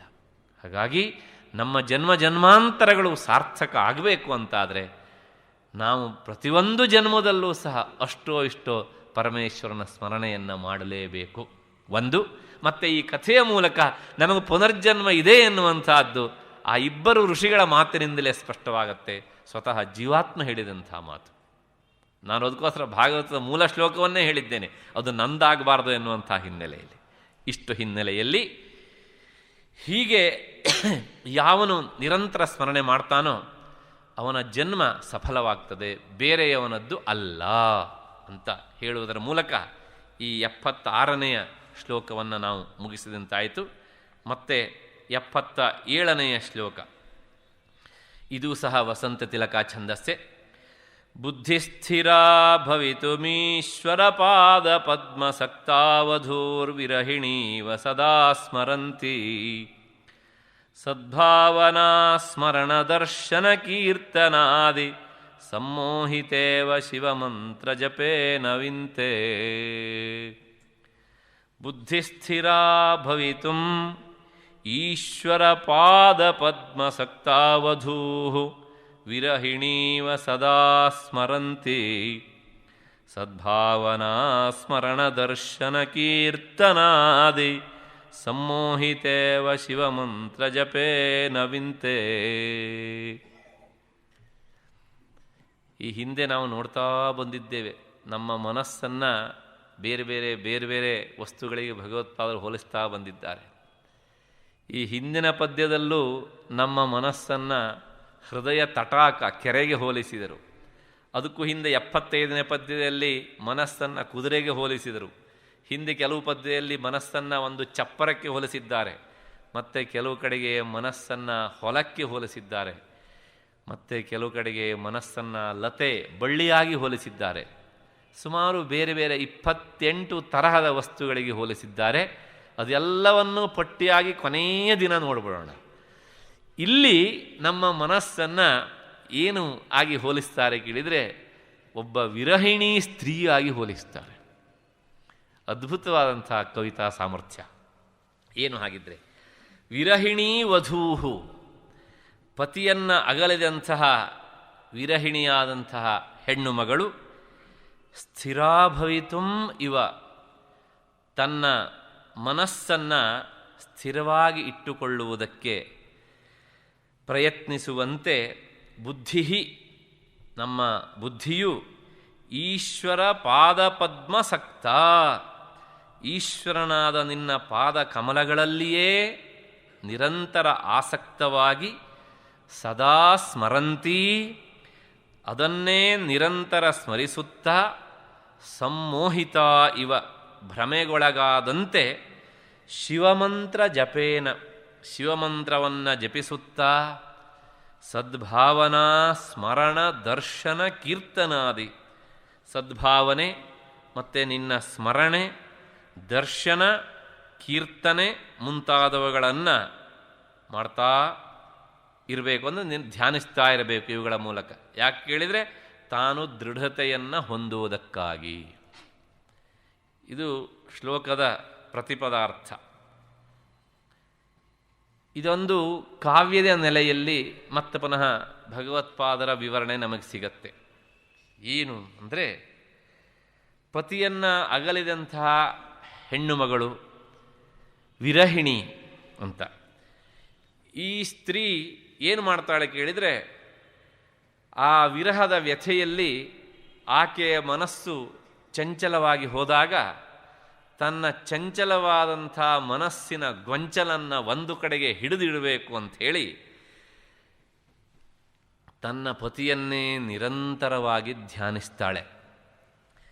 ಅಷ್ಟಕ್ಕೆ ನಿಲ್ಲೋದಿಲ್ಲ. ಹಾಗೆ ಆ ಧ್ಯಾನ ಮಾಡುವುದನ್ನು ಬಿಟ್ಟಾಗ ಅವಳು ಆಗಾಗ ಒಂದು ರೀತಿಯ ಭ್ರಮೆಗೆ ಒಳಗಾಗ್ತಾಳೆ. ಅಂದರೆ ಸರಿ ತಪ್ಪುಗಳ ವಿವೇಕದಿಂದ ದೂರ ಸರಿದು ಬಿಡ್ತಾಳೆ ಹೀಗೆ ಅಂತ. ಇದನ್ನು ನಾವು ನಾಟಕಗಳಲ್ಲಿ, ಕಾಳಿದಾಸನ ಕಾವ್ಯಗಳಲ್ಲಿ ಸಾಕಷ್ಟು ನಾವು ನೋಡ್ತೇವೆ. ಹೀಗೆ ಈ ಭ್ರಮೆಗೆ ನಾನು ಒಳಗಾಗದೇ ಇರುವುದಕ್ಕೋಸ್ಕರ ನನ್ನ ಪತಿ, ನೀನು ಕೇವಲ ಪಾರ್ವತಿ ಪತಿ ಅಷ್ಟೇ ಅಲ್ಲ, ಭಕ್ತರಿಗೆಲ್ಲ ಪತಿ, ಭಕ್ತರೆಲ್ಲರೂ ಸಹ ವಿರಹಿಗಳು. ಹಾಗಾಗಿ ನಿನ್ನ ಪಾದ ಕಮಲಗಳನ್ನೇ ನಾನು ನಿರಂತರ ಸ್ಮರಿಸ್ತಾ ಇರ್ತೇನೆ. ವಿರಹಿಣಿ ಏನು ಮಾಡ್ತಾಳೆ ಕೇಳಿದರೆ, ತನ್ನ ಪತಿಯನ್ನು ಸ್ಮರಿಸೋದಷ್ಟೇ ಅವಳ ಕೆಲಸ ಅಲ್ಲ, ಮತ್ತೆ ತನ್ನ ಪ್ರಿಯತಮನ ಹೆಸರನ್ನು ಮತ್ತೆ ಮತ್ತೆ ಮತ್ತೆ ಮತ್ತೆ ಅವಳು ಜಪಿಸ್ತಾಳಂತೆ. ಅದಕ್ಕೋಸ್ಕರ ಶಿವಮಂತ್ರ ಜಪೇನ ಅಂತ ಹೇಳ್ತಾರೆ ಭಗವತ್ಪಾದರು. ಭಕ್ತನಾದಂಥ ವಿರಹಿಗೆ ಅವನ ಪತಿ ಪರಮೇಶ್ವರನ ಹೆಸರೇ ಅತ್ಯಂತ ಆತ್ಮೀಯವಾದಂಥ ಹೆಸರಾದ್ರಿಂದ ಮತ್ತೆ ಮತ್ತೆ ಶಿವನ ಪಂಚಾಕ್ಷರಿ ಮಂತ್ರವನ್ನು ಆತ ಉಚ್ಚರಿಸ್ತಾನೆ ಅಂತ. ಕೊನೆಗೆ ಏನು ಮಾಡ್ತಾನೆ ಕೇಳಿದರೆ, ಆ ದೃಢತೆಯನ್ನು ಪಡೆದು ಕೊನೆಗೆ ನಿನ್ನನ್ನೇ ಮನಸ್ಸಿನ ತುಂಬ ತುಂಬಿಕೊಂಡು ನಿನ್ನ ಸ್ಮರಣೆಯನ್ನೇ ಮಾಡ್ತಾ ಅಷ್ಟಕ್ಕೆ ನಿಲ್ಲೋದಿಲ್ಲ. ಕೊನೆಗೆ ನಿನ್ನ ಭಾವಚಿತ್ರವನ್ನು ಇಟ್ಟುಕೊಳ್ತಾನೆ. ವಿರಹಿಣಿಯಾದಂಥ ಹೆಣ್ಣು ಮಗಳು ಹೇಗೆ ತನ್ನ ಪತಿಯ ಚಿತ್ರದ ಮುಂದೆ ಕುಳಿತು ಅವನು ಒಂದೊಂದೇ ಅಂಗಾಂಗಗಳನ್ನು ಸ್ಪರ್ಶ ಮಾಡ್ತಾ ಮಾಡ್ತಾ ತನ್ನ ಪ್ರೀತಿಯನ್ನು ವ್ಯಕ್ತಪಡಿಸ್ತಾಳೋ, ಹಾಗೆ ಸಾಧಕನು ಪರಮೇಶ್ವರನ ಸಗುಣ ರೂಪದ ಮುಂದೆ ಕುಳಿತು ನಿರಂತರ ಆ ಪಟವನ್ನು ಸ್ಪರ್ಶ ಮಾಡ್ತಾ ಮಾಡ್ತಾ ದರ್ಶನ ಮಾಡ್ತಾ ಕೊನೆಗೆ ಶಿವನ ಭಜನೆಯಲ್ಲಿ ಮೈಮರೆತು ಹೋಗ್ತಾನೆ. ಹೇಗೆ ಕೇಳಿದರೆ, ವಿರಹಿಣಿ ಪತಿಯ ಭಜನೆಯಲ್ಲಿ ಮೈಮರೆಯುವಂತೆ ಅಂತ.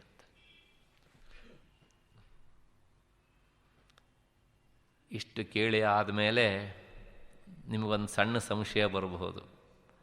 ಭಗವತ್ಪಾದರು ವೇದಾಂತದ ಉತ್ತುಂಗ ಶಿಖರವನ್ನು ಏರಿದವರು, ಯಾಕೆ ಇಂತಹ ದೃಷ್ಟಾಂತವನ್ನು ಕೊಡ್ತಾರೆ ಅಂತ ಸಂಶಯ ಬರುವುದು ಸಹಜ. ಎರಡು ಅಂಶವನ್ನು ನಾವು ಮರಿಬಾರ್ದು. ಯಾವಾಗಲೂ ದೃಷ್ಟಾಂತಕ್ಕೂ ದಾರ್ಷ್ಟಾಂತಿಕಕ್ಕೂ ಸರ್ವಸಾಮ್ಯ ಎನ್ನುವಂಥದ್ದು ಇಲ್ಲ. ಹಾಗಿದ್ರೆ ದೃಷ್ಟಾಂತ ಎನ್ನುವಂಥದ್ದು ಯಾತಕ್ಕೋಸ್ಕರ ಕೇಳಿದರೆ, ದಾರ್ಷ್ಟಾಂತಿಕದ ಹತ್ತಿರಕ್ಕೆ ಹೋಗುವುದಕ್ಕೆ ಅದೊಂದು ಊರುಗೋಲು. ಡಿ ವಿ ಜಿಯವರು ಕಗ್ಗದಲ್ಲಿ ಒಂದು ಮಾತು ಹೇಳ್ತಾರೆ. ಏನು ಅಂದರೆ, ಒಬ್ಬ ಏಣಿಯನ್ನು ಹತ್ಕೊಂಡು ಉಪ್ಪರಿಗೆ ಮೇಲೆ ಹೋಗಿಬಿಟ್ಟಿದ್ದಾನೆ, ಅಥವಾ ವಿಮಾನ ಹತ್ತಿ ಮೇಲೆ ಆಕಾಶ ಸಂಚಾರ ಮಾಡ್ತಾ ಇದ್ದಾನೆ. ಅವನಿಗೆ ಬೀದಿಯ ದೀಪದಿಂದ ಆಗಬೇಕಾದದ್ದು ಏನು? ಹಾಗಿದ್ರೆ ಬೀದಿ ದೀಪದಿಂದ ಪ್ರಯೋಜನ ಎಷ್ಟು ಕೇಳಿದರೆ, ಬೀದಿಯಲ್ಲಿ ಸಂಚರಿಸುವವರಿಗಷ್ಟೇ ಪ್ರಯೋಜನ, ಮೇಲಕ್ಕೆ ಹೋದವನಿಗೆ ಅದರ ಪ್ರಯೋಜನ ಇಲ್ಲ. ಹಾಗೆ ದಾರ್ಷ್ಟಾಂತಿಕವನ್ನು ಮುಟ್ಟುವುದಕ್ಕೋಸ್ಕರ ದೃಷ್ಟಾಂತ ಬೇಕೇ ಅಷ್ಟೇ ಹೊರತನು, ಹೇಗೆ ಬೀದಿಯ ದೀಪ ಏಣಿಯನ್ನು ಹತ್ಕೊಂಡು ಮೇಲಕ್ಕೆ ಹೋಗುವುದಕ್ಕೆ, ಮಹಡಿ ಮೆಟ್ಲನ್ನು ಏರುವುದಕ್ಕೆ ಸಹಕಾರವೋ, ಹಾಗೆಯೇ ಈ ದೃಷ್ಟಾಂತ ಅಷ್ಟೇ ಹೊರತನು ಸಹ ಭಗವತ್ಪಾದರ ಉದ್ದೇಶ ಇದಲ್ಲ. ಇದು ಪ್ರತಿಪಾದ್ಯವಾದಂಥ ವಿಷಯ ಅಲ್ಲ. ಇದು ಒಂದು. ಇನ್ನೊಂದು, ಭಗವತ್ಪಾದರು ಈ ಕಾವ್ಯವನ್ನು ಬರಿಬೇಕಿದ್ರೆ ಅವರು ವೇದಾಂತಿಗಳೂ ಆಗ್ತಾರೆ, ಅವರು ಲಾಕ್ಷಣಿಕರೂ ಆಗ್ತಾರೆ, ಅವರು ಆಲಂಕಾರಿಕರೂ ಆಗ್ತಾರೆ. ಒಬ್ಬ ಅಪ್ಪಟ ವೇದಾಂತಿ ಹೇಗೆ ಕಾವ್ಯಧರ್ಮವನ್ನು ಅಳವಡಿಸಬಲ್ಲ ಅನ್ನುವುದಕ್ಕೆ ಶಿವಾನಂದ ಲಹರಿಯೇ ಉದಾಹರಣೆ. ಆ ಹಿನ್ನೆಲೆಯಲ್ಲಿಯೇ ಭಗವತ್ಪಾದರಿಗಿಂತಲೂ ಎಷ್ಟೋ ಜನ ಸ್ತೋತ್ರವನ್ನು ಬರೆದಿದ್ದಾರೆ, ಅದನ್ನು ನಾವು ಅಲ್ಲಗಳೆಯುವಂತಿಲ್ಲ. ಆದರೆ ಸ್ತೋತ್ರ ಅಲ್ಲಿಯವರೆಗೆ ಸ್ತೋತ್ರವಾಗಿ ಮಾತ್ರ ಇತ್ತೇ ಅಷ್ಟೇ ಹೊರತೂ ಸಹ ಭಗವತ್ಪಾದರು ಕೈ ಹಾಕಿದ ಮೇಲೆ ಈ ಕ್ಷೇತ್ರಕ್ಕೆ ಸ್ತೋತ್ರ ಕೇವಲ ಸ್ತೋತ್ರವಾಗಿ ನಿಲ್ಲದೆ ಸ್ತೋತ್ರಕ್ಕೆ ಒಂದು ಕಾವ್ಯದ ಸ್ವರೂಪದ ಹೆಸರು ಬಂತು. ಅಂದರೆ ಸ್ತೋತ್ರ ಕಾವ್ಯ ಅಂತ ಹೆಸರು ಬಂದದ್ದು ಭಗವತ್ಪಾದರ ಹಸ್ತಸ್ಪರ್ಶವಾದ ಮೇಲೆ. ಕಾವ್ಯ ಅಂತ ಆದಮೇಲೆ ಈ ಎಲ್ಲ ಗುಣಗಳು ಅನಿವಾರ್ಯ. ಕಾವ್ಯದಲ್ಲಿ ಎಲ್ಲ ಗುಣಗಳು ಇರಲೇಬೇಕು. ಅದು ಇಲ್ಲದೆ ಇದ್ದರೆ ಅದು ಕಾವ್ಯಧರ್ಮಕ್ಕೆ ಅಪಚಾರ ಮಾಡಿದ ಹಾಗೆ. ಮತ್ತೆ ಇನ್ನೊಂದನ್ನು ನಾವು ಮರಿಬಾರದು. ನೋಡಿ, ಈ ಶ್ಲೋಕದಲ್ಲಿ ಈ ಮಾತನ್ನು ಹೇಳಿದರು, ಹಿಂದಿನ ಶ್ಲೋಕದಲ್ಲಿ ಪರಮೇಶ್ವರನ ಪಾದಗಳನ್ನು ಆಕಾಶಕ್ಕೆ ಹೋಲಿಸಿದರು. ಅಲ್ಲಿ ಎಂತಹ ವೇದಾಂತದ ಮಾತುಂಟು. ನಾನು ಈ ಶ್ಲೋಕ ಆದಮೇಲೆ ಹೇಳೋಣ ಅಂತಲೇ ಹೇಳಿಲ್ಲ ಉದ್ದೇಶಪೂರ್ವಕವಾಗಿ. ನವವಿಧ ಭಕ್ತಿಗಳಲ್ಲಿ ಪಾದ ಸೇವನೆಯೂ ಒಂದು. ಹಾಗಾಗಿ ಪರಮೇಶ್ವರನ ಪಾದವೇ ಆಕಾಶ ಅಂತ ಹೇಳೋದ್ರ ಮೂಲಕ ನಿನ್ನ ಪಾದವನ್ನು ನಾನು ನೋಡಬೇಕು ಅಂದರೆ ಆ ಪಾದವನ್ನು ನನಗೆ ಅನುಗ್ರಹಿಸಪ್ಪ, ನಿನ್ನ ಪಾದ ಸೇವೆಯ ಭಾಗ್ಯವನ್ನು ನನಗೆ ಕೊಡಪ್ಪ ಎನ್ನುವಂತಹ ಪ್ರಾರ್ಥನೆಯನ್ನು ಮಾಡ್ತಾರೆ. ಇದು ತೀರಾ ವೇದಾಂತ, ಇದು ತೀರಾ ಆಲಂಕಾರಿಕ ವಿಷಯ. ಇದು ಯಾರಿಗೆ ಸಾಧ್ಯ ಅಂತ ಕೇಳಿದರೆ, ಕೇವಲ ಆಲಂಕಾರಿಕನಾದವನಿಗೆ, ಲಕ್ಷಣಶಾಸ್ತ್ರವನ್ನು ಬಲ್ಲವನಿಗೆ ವೇದಾಂತ ವಿಷಯವನ್ನು ಹೇಳೋಕ್ಕಾಗೋದಿಲ್ಲ. ಒಬ್ಬ ಅಪ್ಪಟ ವೇದಾಂತಿಯಾದವನು ಮಾತ್ರ ಎರಡನ್ನೂ ಸಮನಾಗಿ ತೂಗಿಸಿಕೊಂಡು ಹೇಳಬಲ್ಲ. ಇಷ್ಟು ಹಿನ್ನೆಲೆಯಲ್ಲಿ ಈ ಶ್ಲೋಕದ ವಿವರಣೆ ಸಾಕು ಅಂತ ಬಯಸ್ತೇನೆ. ಮುಂದೆ 78ನೆಯ ಶ್ಲೋಕ. ಈ ಶ್ಲೋಕ ಬೇರೆ ಛಂದಸ್ಸಿಗೆ ನಮ್ಮನ್ನು ಕರ್ಕೊಂಡು ಹೋಗ್ತಾ ಇದೆ. ಈ ಶ್ಲೋಕದ ಛಂದಸ್ಸಿನ ಹೆಸರು ಧೃತವಿಲಂಬಿತ ಅಂತ ಹೆಸರು. ಈ ಧೃತವಿಲಂಬಿತ ಛಂದಸ್ಸಿನಲ್ಲಿ ಏನಿರಬೇಕು ಹೇಳಿದರೆ, ಧೃತವಿಲಂಬಿತ ಮಾಹ ನಭೌ ಭರೌ, ಒಂದು ನಗಣ, ಆಮೇಲೆ ಒಂದು ಭಗಣ, ಆಮೇಲೆ ಮತ್ತೆ ಪುನಃ ಭಗಣ, ಮತ್ತೆ ರಗಣ. ಒಂದು ಗಣ ಅಂದರೆ 3 ಅಕ್ಷರ, ನಗಣಕ್ಕೆ 3, ಭಗಣಕ್ಕೆ 3, ಮತ್ತೆ ಭಗಣಕ್ಕೆ 3, ಮತ್ತೆ ರಗಣಕ್ಕೆ 3, 3 4 12 ಅಕ್ಷರ ಒಂದು ಸಾಲಲ್ಲಿ ಇರಬೇಕು. ನೋಡಿ ಇದೆಯೋ ಇಲ್ವ ಅಂತ. ಆಮೇಲೆ 12 24, 24 2 ಎಷ್ಟು ಅಂದರೆ ಅಷ್ಟು ಅಕ್ಷರಗಳು ಆ ಶ್ಲೋಕದಲ್ಲಿ ಇರಬೇಕು. ಧೃತವಿಲಂಬಿತ ಅಂತ ವಿಶಿಷ್ಟವಾದಂಥ ಛಂದಸ್ಸಿನ ನಡೆಯನ್ನು ನಾವು ಶಿವಾನಂದ ಲಹರಿಯಲ್ಲಿ ಮಾತ್ರ ಕಾಣ್ತೇವೆ. ಸದುಪಚಾರ ವಿಧಿಷ್ವನುಬೋಧಿತಾಂ ಸವಿನಯಾಂ ಸುಹೃದಂ ಸಮುಪಾಶ್ರಿತಾಂ ಮಮ ಸಮುದ್ಧರ ಬುದ್ಧಿಮಿಮಾಂ ಪ್ರಭೋ ವರಗುಣೇನ ನವೋಢವಧೂಮಿವ. ಇನ್ನೊಮ್ಮೆ ಕೇಳಿಸ್ಕೊಳ್ಳಿ. ಛಂದಸ್ಸಿನ ನಡೆ ಸ್ವಲ್ಪ ಬೇರೆ ರೀತಿಯಾಗಿ ಉಂಟದು. ಸದುಪಚಾರ ವಿಧಿಷ್ವನುಬೋಧಿತಾಂ ಸವಿನಯಾಂ ಸುಹೃದಂ ಸಮುಪಾಶ್ರಿತಾಂ ಮಮ ಸಮುದ್ಧರ ಬುದ್ಧಿಮಿಮಾಂ ಪ್ರಭೋ ವರಗುಣೇನ ನವೋಢವಧೂಮಿವ. ಹಿಂದಿನ ಶ್ಲೋಕದಲ್ಲಿ ವಿರಹಿಣಿಯ ದೃಷ್ಟಾಂತವನ್ನು ಕೊಟ್ಟರು. ಅಂದರೆ ಭಕ್ತನ ಮನಸ್ಸು ವಿರಹಿಣಿಯಂತೆ ನಿರಂತರ ಪರಮೇಶ್ವರನ್ನ ಸ್ಮರಿಸಬೇಕು, ವಿರಹಿಣಿ ತನ್ನ ಪತಿಯನ್ನು ಸ್ಮರಿಸುವಂತೆ. ಇಲ್ಲಿ ಹೇಳ್ತಾರೆ ವಿರಹಿಣಿಯ ವಿಷಯ ಹೇಳೋದಿಲ್ಲ, ನವೋಢ ಅಂದರೆ ಈಗ ತಾನೇ ಮದುವೆಯಾದಂತಹ ವಧು ಕನ್ಯೆಯಂತೆ ದೃಷ್ಟಾಂತವನ್ನು ಕೊಡ್ತಾರೆ. ಏನು ಇದರ ಪ್ರತಿಪದಾರ್ಥ? ಪ್ರಭೋ, ಹೇ ಪರಮೇಶ್ವರ, ಸದುಪಚಾರ ವಿಧಿಷು, ಸರಿಯಾದಂತಹ ಉಪಚಾರಗಳನ್ನು ಮಾಡುವುದರಲ್ಲಿ ಅನುಬೋಧಿತಾಂ, ಸಾಕಷ್ಟು ತಿಳಿವಳಿಕೆಯನ್ನು ಪಡೆದಿದ್ದಾಳೆ. ಯಾರು ಅಂದರೆ ಸವಿನಯಾಂ, ಮತ್ತೆ ಅಷ್ಟೇ ವಿನಯದಿಂದಲೂ ಸಹ ಕೂಡಿದ್ದಾಳೆ. ಸುಹೃದಂ, ಅತ್ಯಂತ ಉತ್ತಮವಾದಂತಹ ಹೃದಯವಂತನನ್ನು ಸಮುಪಾಶ್ರಿತಾಂ ಪಡೆದಿದ್ದಾಳೆ. ಯಾರು? ನವೋಢ ವಧೂಂ ಇವ, ನವವಧುವಿನಂತೆ ಇರುವಂಥವಳು. ಯಾರು ಕೇಳಿದ? ನನ್ನ ಬುದ್ಧಿ ಎನ್ನುವಂತಹ ಕನ್ಯೆ. ಇಮಾಂ, ಈ ನನ್ನ ಮಮ ಬುದ್ಧಿಂ, ನನ್ನ ಬುದ್ಧಿಯನ್ನು ವರಗುಣೇನ, ಉತ್ತಮ ಗುಣದಿಂದ, ವರನು ತನ್ನ ಗುಣದಿಂದ ಸಂತೋಷಪಡಿಸುವಂತೆ ಸಮುದ್ಧರ, ಸ್ವೀಕರಿಸಿ ಉದ್ಧರಿಸು ಎನ್ನುವಂತಹ ಪ್ರಾರ್ಥನೆ. ಏನು ಹೇಳ್ದಂಗಾಯಿತು? ಇಲ್ಲಿ ನಮ್ಮ ಬುದ್ಧಿ ಒಂದು ಕನ್ಯೆ. ಈ ಮಾತು ಮತ್ತೆ ಮುಂದೂ ಸಹ ಬರುತ್ತೆ. ಎಲ್ಲವನ್ನೂ ಸಹ ಭಗವತ್ಪಾದರು ಮನಸ್ಸನ್ನು ಬೇರೆ ಬೇರೆ ವಸ್ತುಗಳಿಗೇ ಹೋಲಿಸ್ತಾ ಸಮರ್ಪಿಸಬೇಕು ಅಂತ ಹೇಳ್ತಾರೆ. ಆ ಹಿಂದಿನ ಪದ್ಯದಲ್ಲಿ ಮನಸ್ಸು ಅಂತ ಹೇಳಿದರು, ಇಲ್ಲಿ ಬುದ್ಧಿ ಅಂತ ಶಬ್ದ ಹೇಳ್ತಾರೆ. ಮನಸ್ಸು ಚಂಚಲಾತ್ಮಕವಾದಂಥದ್ದು. ಚಂಚಲವಾದ ಮನಸ್ಸು ಒಂದು ಸಲ ಪರಮೇಶ್ವರನ ಹತ್ರ ಹೋಗಬಹುದು, ಮತ್ತೆ ಬಿಟ್ಟು ಬರಬಹುದು. ಆದರೆ ಬುದ್ಧಿ ಕನ್ಯೆ ಅಂತ ಆದಮೇಲೆ, ಮದುವೆ ಆದಮೇಲೆ ಮತ್ತು ನಾವು ಅಲ್ಲೇ ಇರಬೇಕು ಆಕೆ ಅಂತ. ಹಾಗಾಗಿ ಶಾಶ್ವತವಾಗಿ ನೀನು ಅಲ್ಲೇ ಇರಬೇಕು ಎನ್ನುವಂತಹ ಹಿನ್ನೆಲೆಯಲ್ಲಿ ಈ ಪ್ರಾರ್ಥನೆಯನ್ನು ಮಾಡ್ತಾರೆ. ಏನು? ನನ್ನ ಬುದ್ಧಿ ಹೇಗಿದೆ ಕೇಳಿದರೆ, ಈ ವಧುವನ್ನು ನಿನಗೆ ಕೊಡ್ತಾ ಇದ್ದೇನೆ. ಸಾಮಾನ್ಯವಾಗಿ ಒಂದು ಮಾತುಂಟು, 1000 ಸುಳ್ಳು ಹೇಳಿ ಒಂದು ಮದುವೆ ಮಾಡಬೇಕು ಅಂತ. ಅಂದರೆ ಹುಡುಗಿಯಲ್ಲಿರುವಂಥ ದೋಷಗಳನ್ನೆಲ್ಲ ಮುಚ್ಚಿ ಮದುವೆ ಮಾಡಬೇಕು ಅಂತ.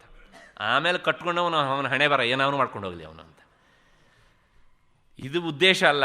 ಒಟ್ಟಾರೆ ಒಂದು ಕನ್ಯೆಗೆ ವಿವಾಹ ಸಂಸ್ಕಾರ ಆದರೆ ಒಂದು ಪುಣ್ಯ ಎನ್ನುವಂಥ ಹಿನ್ನೆಲೆಯಲ್ಲಿ, ಸಮಾಜದಲ್ಲಿ ಬೇರೆಯವರ ಹೊಣೆಗಾರಿಕೆಯೂ ಉಂಟು ಎನ್ನುವಂಥ ಮಾತಿನ ಹಿನ್ನೆಲೆಯಲ್ಲಿ ಆ ಮಾತು ಬಂದದ್ದು. ಇಲ್ಲಿ ಭಗವತ್ಪಾದರು ಆ ಮಾತನ್ನು ಹೇಳ್ತಾರೆ, ಸದುಪಚಾರ ವಿಧಿಷು. ಅವಳು, ಈ ನನ್ನ ಬುದ್ಧಿ ಎನ್ನುವಂಥ ವಧು ಹೇಗಿದ್ದಾಳೆ ಕೇಳಿದರೆ, ಮನೆಗೆ ಬಂದವರಿಗೆ ಹೇಗೆ ಆದರ ಆತಿಥ್ಯ ಮಾಡಬೇಕು ಅನ್ನುವಂಥ ಉಪಚಾರ ಮಾಡುವಂಥ ಕಲೆಯನ್ನು ಚೆನ್ನಾಗಿ ಮೈಗೂಡಿಸಿಕೊಂಡಿದ್ದಾಳೆ.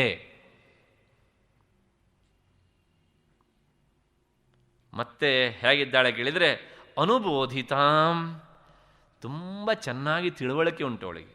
ಅಂದರೆ ತುಂಬ ಚೆನ್ನಾಗಿ ಓದಿದ್ದಾಳೆ. ಓದ್ದವರಿಗೆಲ್ಲ ತಿಳುವಳಿಕೆ ಇರಬೇಕು ಅಂತಿಲ್ಲ. ಆದರೂ ನಮಗೊಂದು ಭ್ರಮೆ ಉಂಟು, ಓದಿದ್ದಾರೆ ಅಂದರೆ ಅವರಿಗೊಂದು ತಿಳುವಳಿಕೆ ಇರುತ್ತೆ ಅಂತ. ಆದರೆ ಓದದೇ ಇರುವವರಿಗೆ ಓದಿದವರಿಗಿಂತಲೂ ಹೆಚ್ಚು ತಿಳುವಳಿಕೆ ಇರುವ ಸಾಧ್ಯತೆ ಉಂಟು.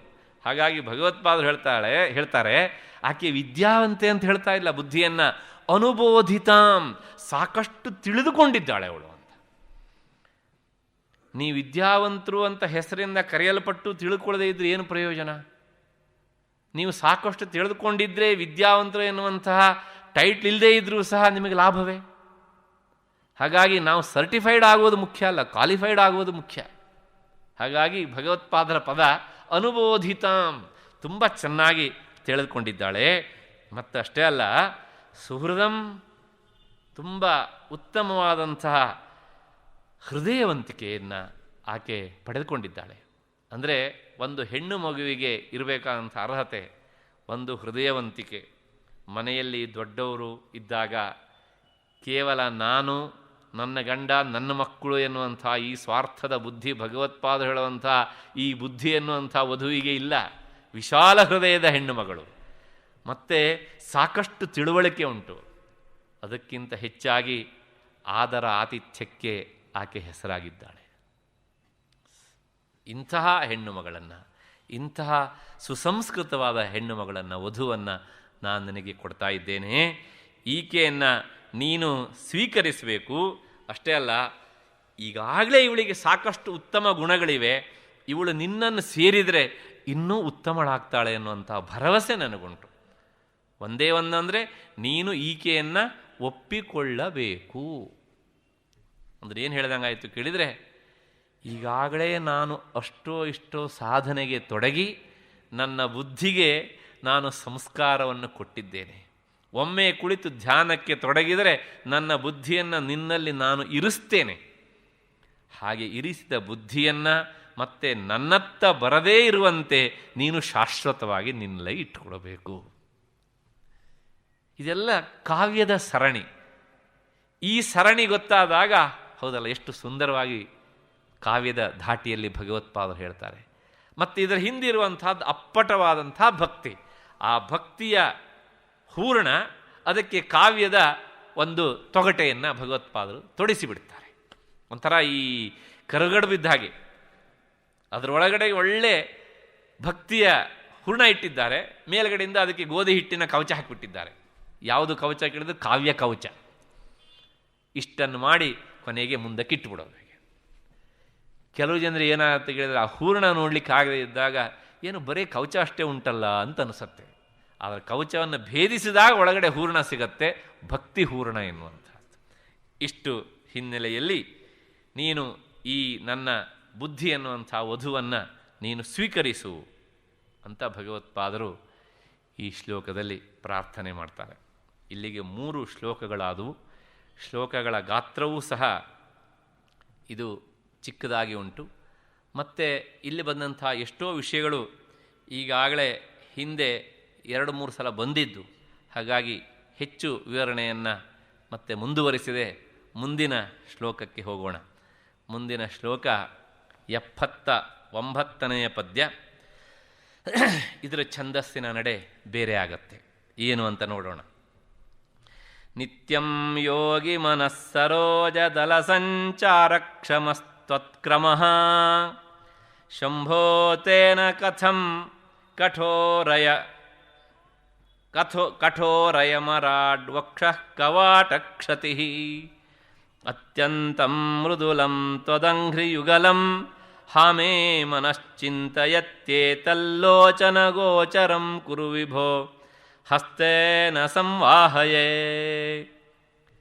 ನಿತ್ಯಂ ಯೋಗಿ ಮನಸ್ಸರೋಜದಲ ಸಂಚಾರಕ್ಷಮಸ್ತ್ವತ್ಕ್ರಮಃ ಶಂಭೋ ತೇನ ಕಥಂ ಕಠೋರಯಮರಾಡ್ವಕ್ಷಃ ಕವಾಟಕ್ಷತಿಃ ಅತ್ಯಂತಂ ಮೃದುಲಂ ತ್ವದಂಘ್ರಿಯುಗಲಂ ಹಾಮೇ ಮನಶ್ಚಿಂತಯತಿ ಏತಲ್ಲೋಚನಗೋಚರಂ ಕುರು ವಿಭೋ ಹಸ್ತೇನ ಸಂವಾಹಯೇ. ಈ ಶ್ಲೋಕ ಶಾರ್ದೂಲ ವಿಕ್ರೀಡಿತ ಎನ್ನುವಂಥ ಛಂದಸ್ಸಿನಲ್ಲಿ ಉಂಟು. ಸೂರ್ಯಾಶ್ವೈರ್ಮಸಜಾಸ್ತತಾಸ್ಸ ಗುರವಃ ಶಾರ್ದೂಲ ವಿಕ್ರೀಡಿತಂ ಎನ್ನುವಂಥದ್ದು ಈ ಛಂದಸ್ಸಿನ ವಿವರಣೆ. ಏನು ಹೀಗಂದರೆ ಅಂದರೆ ಮಸಜಾಸ್ತತಾಸ್ಸ ಗುರವಃ ಎನ್ನುವಂಥದ್ದು ಡೆಫಿನೇಷನ್. ಮಗಣ, ಸಗಣ, ಜಗಣ, ಮತ್ತು ಸಗಣ, ತಗಣ, ತಗಣ, ಅದಾದಮೇಲೆ ಗುರವ, ಒಂದು ಗುರು ಇರಬೇಕು ಅಂತ. ಅಲ್ಲಿಗೆ ಎಷ್ಟಾಯಿತು ಕೇಳಿದರೆ ಒಟ್ಟು 17 ಅಕ್ಷರಗಳು ಇರಬೇಕು ಅದರೊಳಗೆ. ನೋಡಿ ಅಷ್ಟಿದೆಯೋ ಇಲ್ವೋ ಅಂತ. ಸೂರ್ಯ ಅಂದ್ರೆ ಏನು ಅಂತ ಒಂದು ಸಂಶಯ ಬರುತ್ತೆ ನಿಮಗೆ. ಮತ್ತು ಅಶ್ವ ಅಂದ್ರೆ ಏನು ಅಂತ ಒಂದು ಸಂಶಯ ಬರುತ್ತೆ. ಇದಕ್ಕೆಲ್ಲ ಈ ಸಂಸ್ಕೃತದ ಛಂದಸ್ಸಿನ ಭಾಷೆಯೇ ವಿಚಿತ್ರವಾದಂಥದ್ದು. ಸೂರ್ಯ ಅಂದರೆ 12 ಅಂತ ಅರ್ಥ. ಅಂದರೆ 12 ಅಕ್ಷರಕ್ಕೆ ಒಂದು ಯತಿ ಪಾಸ್ ಇರಬೇಕು. ಅಲ್ಲಿಂದ ಮುಂದೆ ಅಶ್ವ ಅಂದರೆ 7 ಅಂತ. ಯಾಕೆ ಅಂದರೆ ಸೂರ್ಯನ ರಥಕ್ಕೆ ಕಟ್ಟಿದ ಕುದುರೆಗಳ ಸಂಖ್ಯೆ 7. ಮತ್ತು ಸೂರ್ಯ ಒಬ್ಬನೇ ಇರೋದಲ್ವ, ಅವನು ಹೇಗೆ 12 ಅಂತ ಕೇಳಿದರೆ, ಸೂರ್ಯ ಒಂದೊಂದು ಮಾಸದಲ್ಲಿ ಒಂದೊಂದು ರಾಶಿಯಲ್ಲಿದ್ದಾಗ ಒಂದೊಂದು ಸೂರ್ಯ ಅಂತ ಗಣನೆ. ಮೇಷಾದಿ ರಾಶಿಗಳಲ್ಲಿದ್ದಾಗ ಮೇಷ ಸೂರ್ಯ, ಹೀಗೆ ಒಂದೊಂದು. ಈಗ ನಾವು ಎಲ್ಲಿದ್ದೇವೆ ಕೇಳಿದರೆ, ಈಗ ತಾನೇ ಧನುರ್ಮಾಸ ಕಳೆದು ನಾವು ಮಕರ ಮಾಸದಲ್ಲಿದ್ದೇವೆ. ಹಾಗಾಗಿ ಮಕರ ರಾಶಿಯಲ್ಲಿ ಸೂರ್ಯನಿದ್ದಾನೆ. ಹೀಗೆ ಒಂದೊಂದು ರಾಶಿಯಲ್ಲಿ ಸೂರ್ಯ ಸಂಚರಿಸ್ತಾ ಬಂದಾಗ ಒಬ್ಬನೇ ಸೂರ್ಯನನ್ನು 12 ಸೂರ್ಯ ಅಂತ ಪರಿಗಣನೆ ಮಾಡುವಂಥದ್ದು. ಹಾಗಾಗಿ ಸೂರ್ಯ ಇಂಡಿಕೇಟ್ಸ್ 12 ಅಂತ ಅರ್ಥ.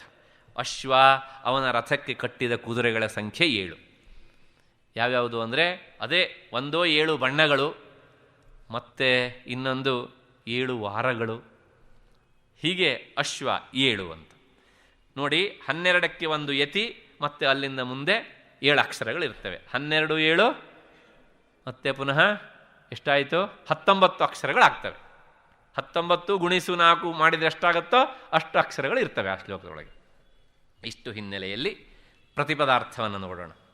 ಶಂಭೋ, ಹೇ ಶಂಭುವೆ, ತ್ವತ್ ಕ್ರಮಃ, ನಿನ್ನ ಹೆಜ್ಜೆಗಳು, ನಿತ್ಯಂ ಯಾವಾಗಲೂ, ಯೋಗಿ ಮನಸ್ಸರೋಜ ದಲ ಸಂಚಾರಕ್ಷಮಃ, ಯೋಗಿಗಳ ಮನಸ್ಸೆಂಬ ಕಮಲದ ದಳಗಳ ಮೇಲೆ ಸಂಚರಿಸ್ತಾ ಇರುತ್ತೆ. ಯಾವುದು? ನಿನ್ನ ಕಾಲುಗಳು, ಹೆಜ್ಜೆಗಳು ಅಂತ. ತೇನ, ಅಂತಹ ಮೃದುವಾದಂಥ ಸ್ಥಳದಲ್ಲಿ ಸಂಚರಿಸುವಂತಹ ನಿನ್ನ ಕಾಲುಗಳು, ಕಠೋರ ಯಮರಾಟ್ ವಕ್ಷಃ ಕವಾಟ ಕ್ಷತಿ, ಅತ್ಯಂತ ಕಠಿಣವಾದಂತಹ ಯಮನ ಎದೆಗೆ ಒದೆಯುವಂತಹ ಈ ಕಠಿಣತೆಯನ್ನು ಅದು ಕಥಂ, ಹೇಗೆ ತಾನೇ ಪಡೆಯಿತು? ತ್ವದಂಘ್ರಿಯುಗಲಂ, ನಿನ್ನೆರಡು ಪಾದಗಳು ಅತ್ಯಂತ ಮೃದುಲಂ, ಅತ್ಯಂತ ಮೃದುವಾದವುಗಳು, ಕೋಮಲವಾದವುಗಳು. ಮೇ ಮನಃ, ನನ್ನ ಮನಸ್ಸು, ಚಿಂತಯತಿ, ಈಗ ಇದನ್ನೇ ಯೋಚನೆ ಮಾಡ್ತಾ ಉಂಟು. ಏನು ಕೇಳಿದರೆ, ವಿಭೋ, ಹೇ ಪ್ರಭುವಾದಂಥ ಪರಮೇಶ್ವರ, ಏತಲ್ಲೋಚನಗೋಚರಂ ಕುರು, ಆ ಯಮನ ಎದೆಗೆ ಒದ್ದಂತಹ ನಿನ್ನ ಪಾದವನ್ನು ನನ್ನ ಕಣ್ಣಿಗೆ ತೋರಿಸಪ್ಪ ಒಮ್ಮೆ. ಯಾಕೆ ಕೇಳಿದರೆ, ಹಸ್ತೇನ, ನನ್ನ ಕೈಯಾರೆ, ನನ್ನ ಕೈಯಿಂದ ಸಂವಾಹಯೇ, ಒಮ್ಮೆ ಒತ್ತಿ ನಿನಗಾದಂಥ ನೋವನ್ನು ನಿವಾರಿಸ್ತೇನಪ್ಪ. ಏನು ಹೇಳ್ತಾರೆ ಭಗವತ್ಪಾದರು?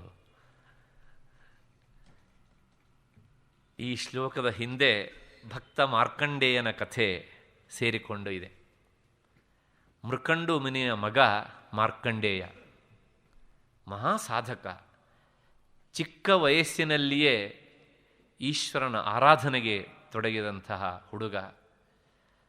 ಆದರೆ ಏನಾಯಿತು, ಅವನಿಗೆ ಅರ್ಧ ಆಯುಷ್ಯ, ಅರೆ ಆಯುಷ್ಯ, ಪೂರ್ಣಾಯುಷ್ಯ ಇಲ್ಲ. ಈಶ್ವರನ ಪೂಜೆಗೆ ತೊಡಗಿದ್ದಾನೆ.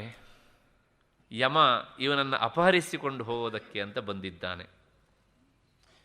ತನ್ನ ಪಾಶವನ್ನು ಹಾಕಿಬಿಟ್ಟಿದ್ದಾನೆ ಈ ಮಗುವಿನ ಮೇಲೆ. ಆಗ ಭಯಗೊಂಡಂತಹ ಮಾರ್ಕಂಡೇಯ ಶಿವಲಿಂಗವನ್ನು ತಬ್ಬಿಕೊಳ್ಳುತ್ತಾನೆ. ಆಗ ಈಶ್ವರ ಪ್ರತ್ಯಕ್ಷನಾಗ್ತಾನೆ ಇವನಿಗೋಸ್ಕರ.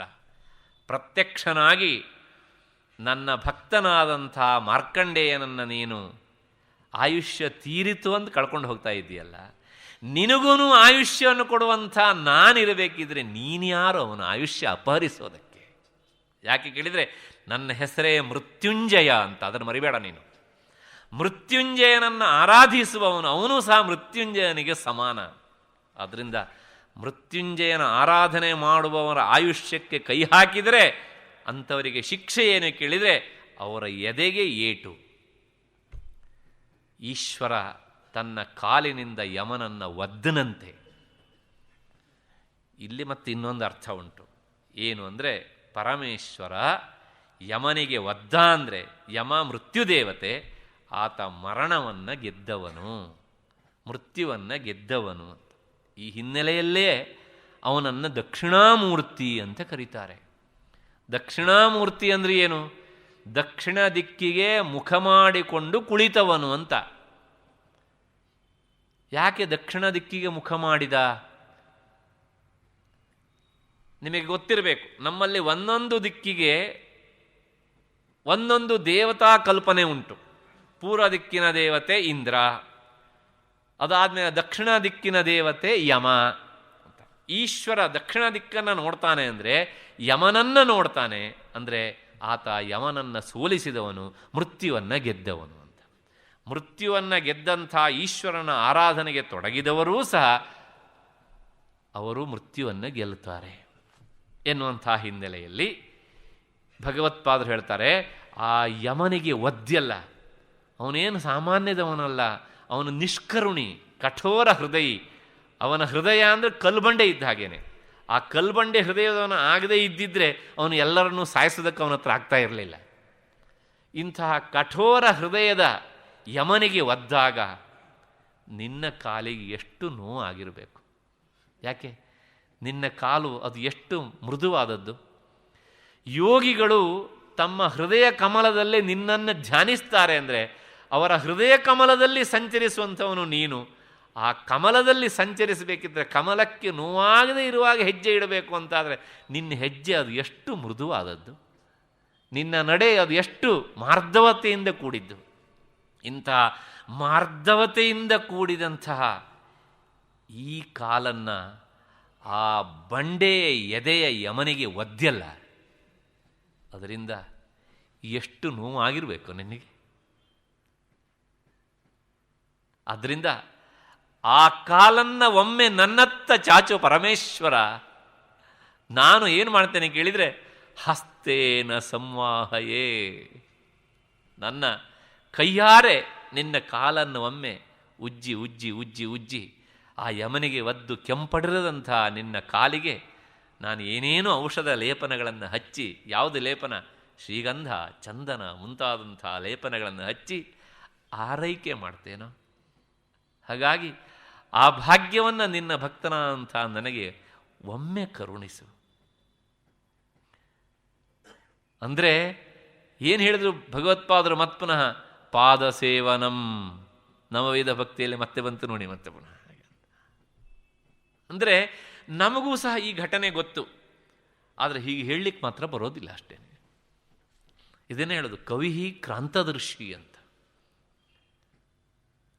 ಮಾರ್ಕಂಡೇಯನ ಘಟನೆಯನ್ನು ಇಟ್ಟುಕೊಂಡು ನಾವು ಹೀಗೆ ಹೇಳಲಿಕ್ಕೆ ಬರುತ್ತೆ ಅಂತ ಇಷ್ಟು ದಿವಸದ ಆಯುಷ್ಯಲ್ಲಿ ಒಂದು ಸಲನೂ ನಮಗೆ ಗೊತ್ತಾಗಲಿಲ್ಲ. ಶಿವಾನಂದ ಲಹರಿಯನ್ನು ಓದಿದಾಗ ಓಹೋ, ಈ ಘಟನೆಯನ್ನು ಇಟ್ಕೊಂಡು ಪರಮೇಶ್ವರನ ನಾವು ಹೀಗೂ ಸಹ ಪ್ರಾರ್ಥನೆ ಮಾಡಲಿಕ್ಕಾಗುತ್ತೆ ಎನ್ನುವಂಥ ಕಲ್ಪನೆ ಅದು ಭಗವತ್ಪಾದರು ಮಾತ್ರ ಕೊಡೋದಕ್ಕೆ ಸಾಧ್ಯ. ಹೀಗೆ ಒಂದೊಂದು ಘಟನೆಯನ್ನು ಇಟ್ಕೊಂಡು ಪ್ರಾರ್ಥನೆ ಮಾಡ್ತಾ ಮಾಡ್ತಾ ನಿನ್ನ ಪಾದವನ್ನು ನನಗೆ ಕೊಡು, ನಾನು ನಿನ್ನ ಆರೈಕೆ ಮಾಡ್ತೇನೆ, ಆ ನನ್ನಿಂದ ಆರೈಕೆ ಮಾಡಿಸಿಕೊಳ್ಳುವುದಕ್ಕಾದರೂ ನಿನ್ನ ಪಾದವನ್ನು ನನಗೆ ನೀಡಪ್ಪ. ಒಬ್ಬ ಭಕ್ತನಾದವನು ಹೇಗೆ ಪರಿಪರಿಯಾಗಿ ಭಗವಂತನ ಎದುರಿನಲ್ಲಿ ತನ್ನ ಹೃದಯವನ್ನು ಬಿಚ್ಚಿ ಬಿಚ್ಚಿ ತೋಡ್ಕೊಂಡು ಮತ್ತೆ ಮತ್ತೆ ಪ್ರಾರ್ಥಿಸ್ತಾನೆ ಎನ್ನುವಂಥದ್ದನ್ನು ನಾವು ಅವರ ಈ ಶಿವಾನಂದ ಲಹರಿಯ ಮೂಲಕ ನಾವು ನೋಡ್ತೇವೆ. ಇದರ ಜೊತೆಗೆ ಒಂದು ಮಾತು, ಪ್ರಾಯಶಃ ಈ ಕಥೆ ಅಷ್ಟಕ್ಕೆ ನಿಂತು ಬಿಡುತ್ತೆ. ಆದರೆ ಮಾರ್ಕಂಡೇಯ ಮರಣವನ್ನು ಗೆದ್ದ. ಮರಣವನ್ನು ಗೆದ್ದ ಆದಮೇಲೆ ಆತ ಬಹಳ ಕಾಲ ಸುದೀರ್ಘ ಜೀವಿಯಾಗಿಯೇ ಬದುಕ್ತಾನೆ. ಭಾಗವತದ 12ನೇ ಸ್ಕಂಧದಲ್ಲಿ ಮತ್ತೆ ಈ ವಿಚಾರ ಬರುತ್ತೆ. ಅವನಿಗೆ ಒಂದು ಸಲ ಅನ್ನಿಸ್ತಂತೆ, ಪರಮೇಶ್ವರ ಮಾಯಾವಿ ಅಂತ ಕರೀತಾರೆ, ಅವನ ಆ ಮಾಯಾಶಕ್ತಿಯನ್ನು ಒಮ್ಮೆ ನಾನು ನೋಡಬೇಕು ಅಂತ ಅನ್ನಿಸ್ತಂತೆ. ಯಾಕೆ ಈ ಮಾತನ್ನು ಹೇಳ್ತೇನೆ ಕೇಳಿದರೆ, ಇಷ್ಟು ಸುದೀರ್ಘ ಕಾಲ ಸಾಧನೆಯನ್ನು ಮಾಡಿದರೂ ಸಹ ಮಾರ್ಕಂಡೇಯ ಮೋಕ್ಷವನ್ನು ಬಯಸಲಿಲ್ಲ ನೋಡಿ. ಇದು ನಾವು ಗುರುತಿಸಬೇಕಾದದ್ದು. ಆತ ಏನು ಕೇಳಿದ ಕೇಳಿದರೆ, ಸ್ವತಃ ನಾರಾಯಣವನಿಗೆ ಪ್ರತ್ಯಕ್ಷನಾಗಿ ಬರ್ತಾನೆ. ಕೊನೆಗೆ ಪ್ರತ್ಯಕ್ಷನಾಗಿ ಬಂದಾಗ, ನನಗೆ ಇನ್ನು ಜನ್ಮ ಬೇಡಪ್ಪ, ನನಗೆ ಮೋಕ್ಷವನ್ನು ಕೊಡು ಅಂತ ಕೇಳಬಹುದಿತ್ತು. ಆತ ಏನು ಮಾಡಿದ ಕೇಳಿದರೆ, ಇಲ್ಲ, ನಾನು ಒಮ್ಮೆ ನಿನ್ನ ಮಾಯೆಯನ್ನು ನೋಡಬೇಕು, ದರ್ಶನ ಮಾಡಿಸು ಅಂತ ಕೇಳಿದ.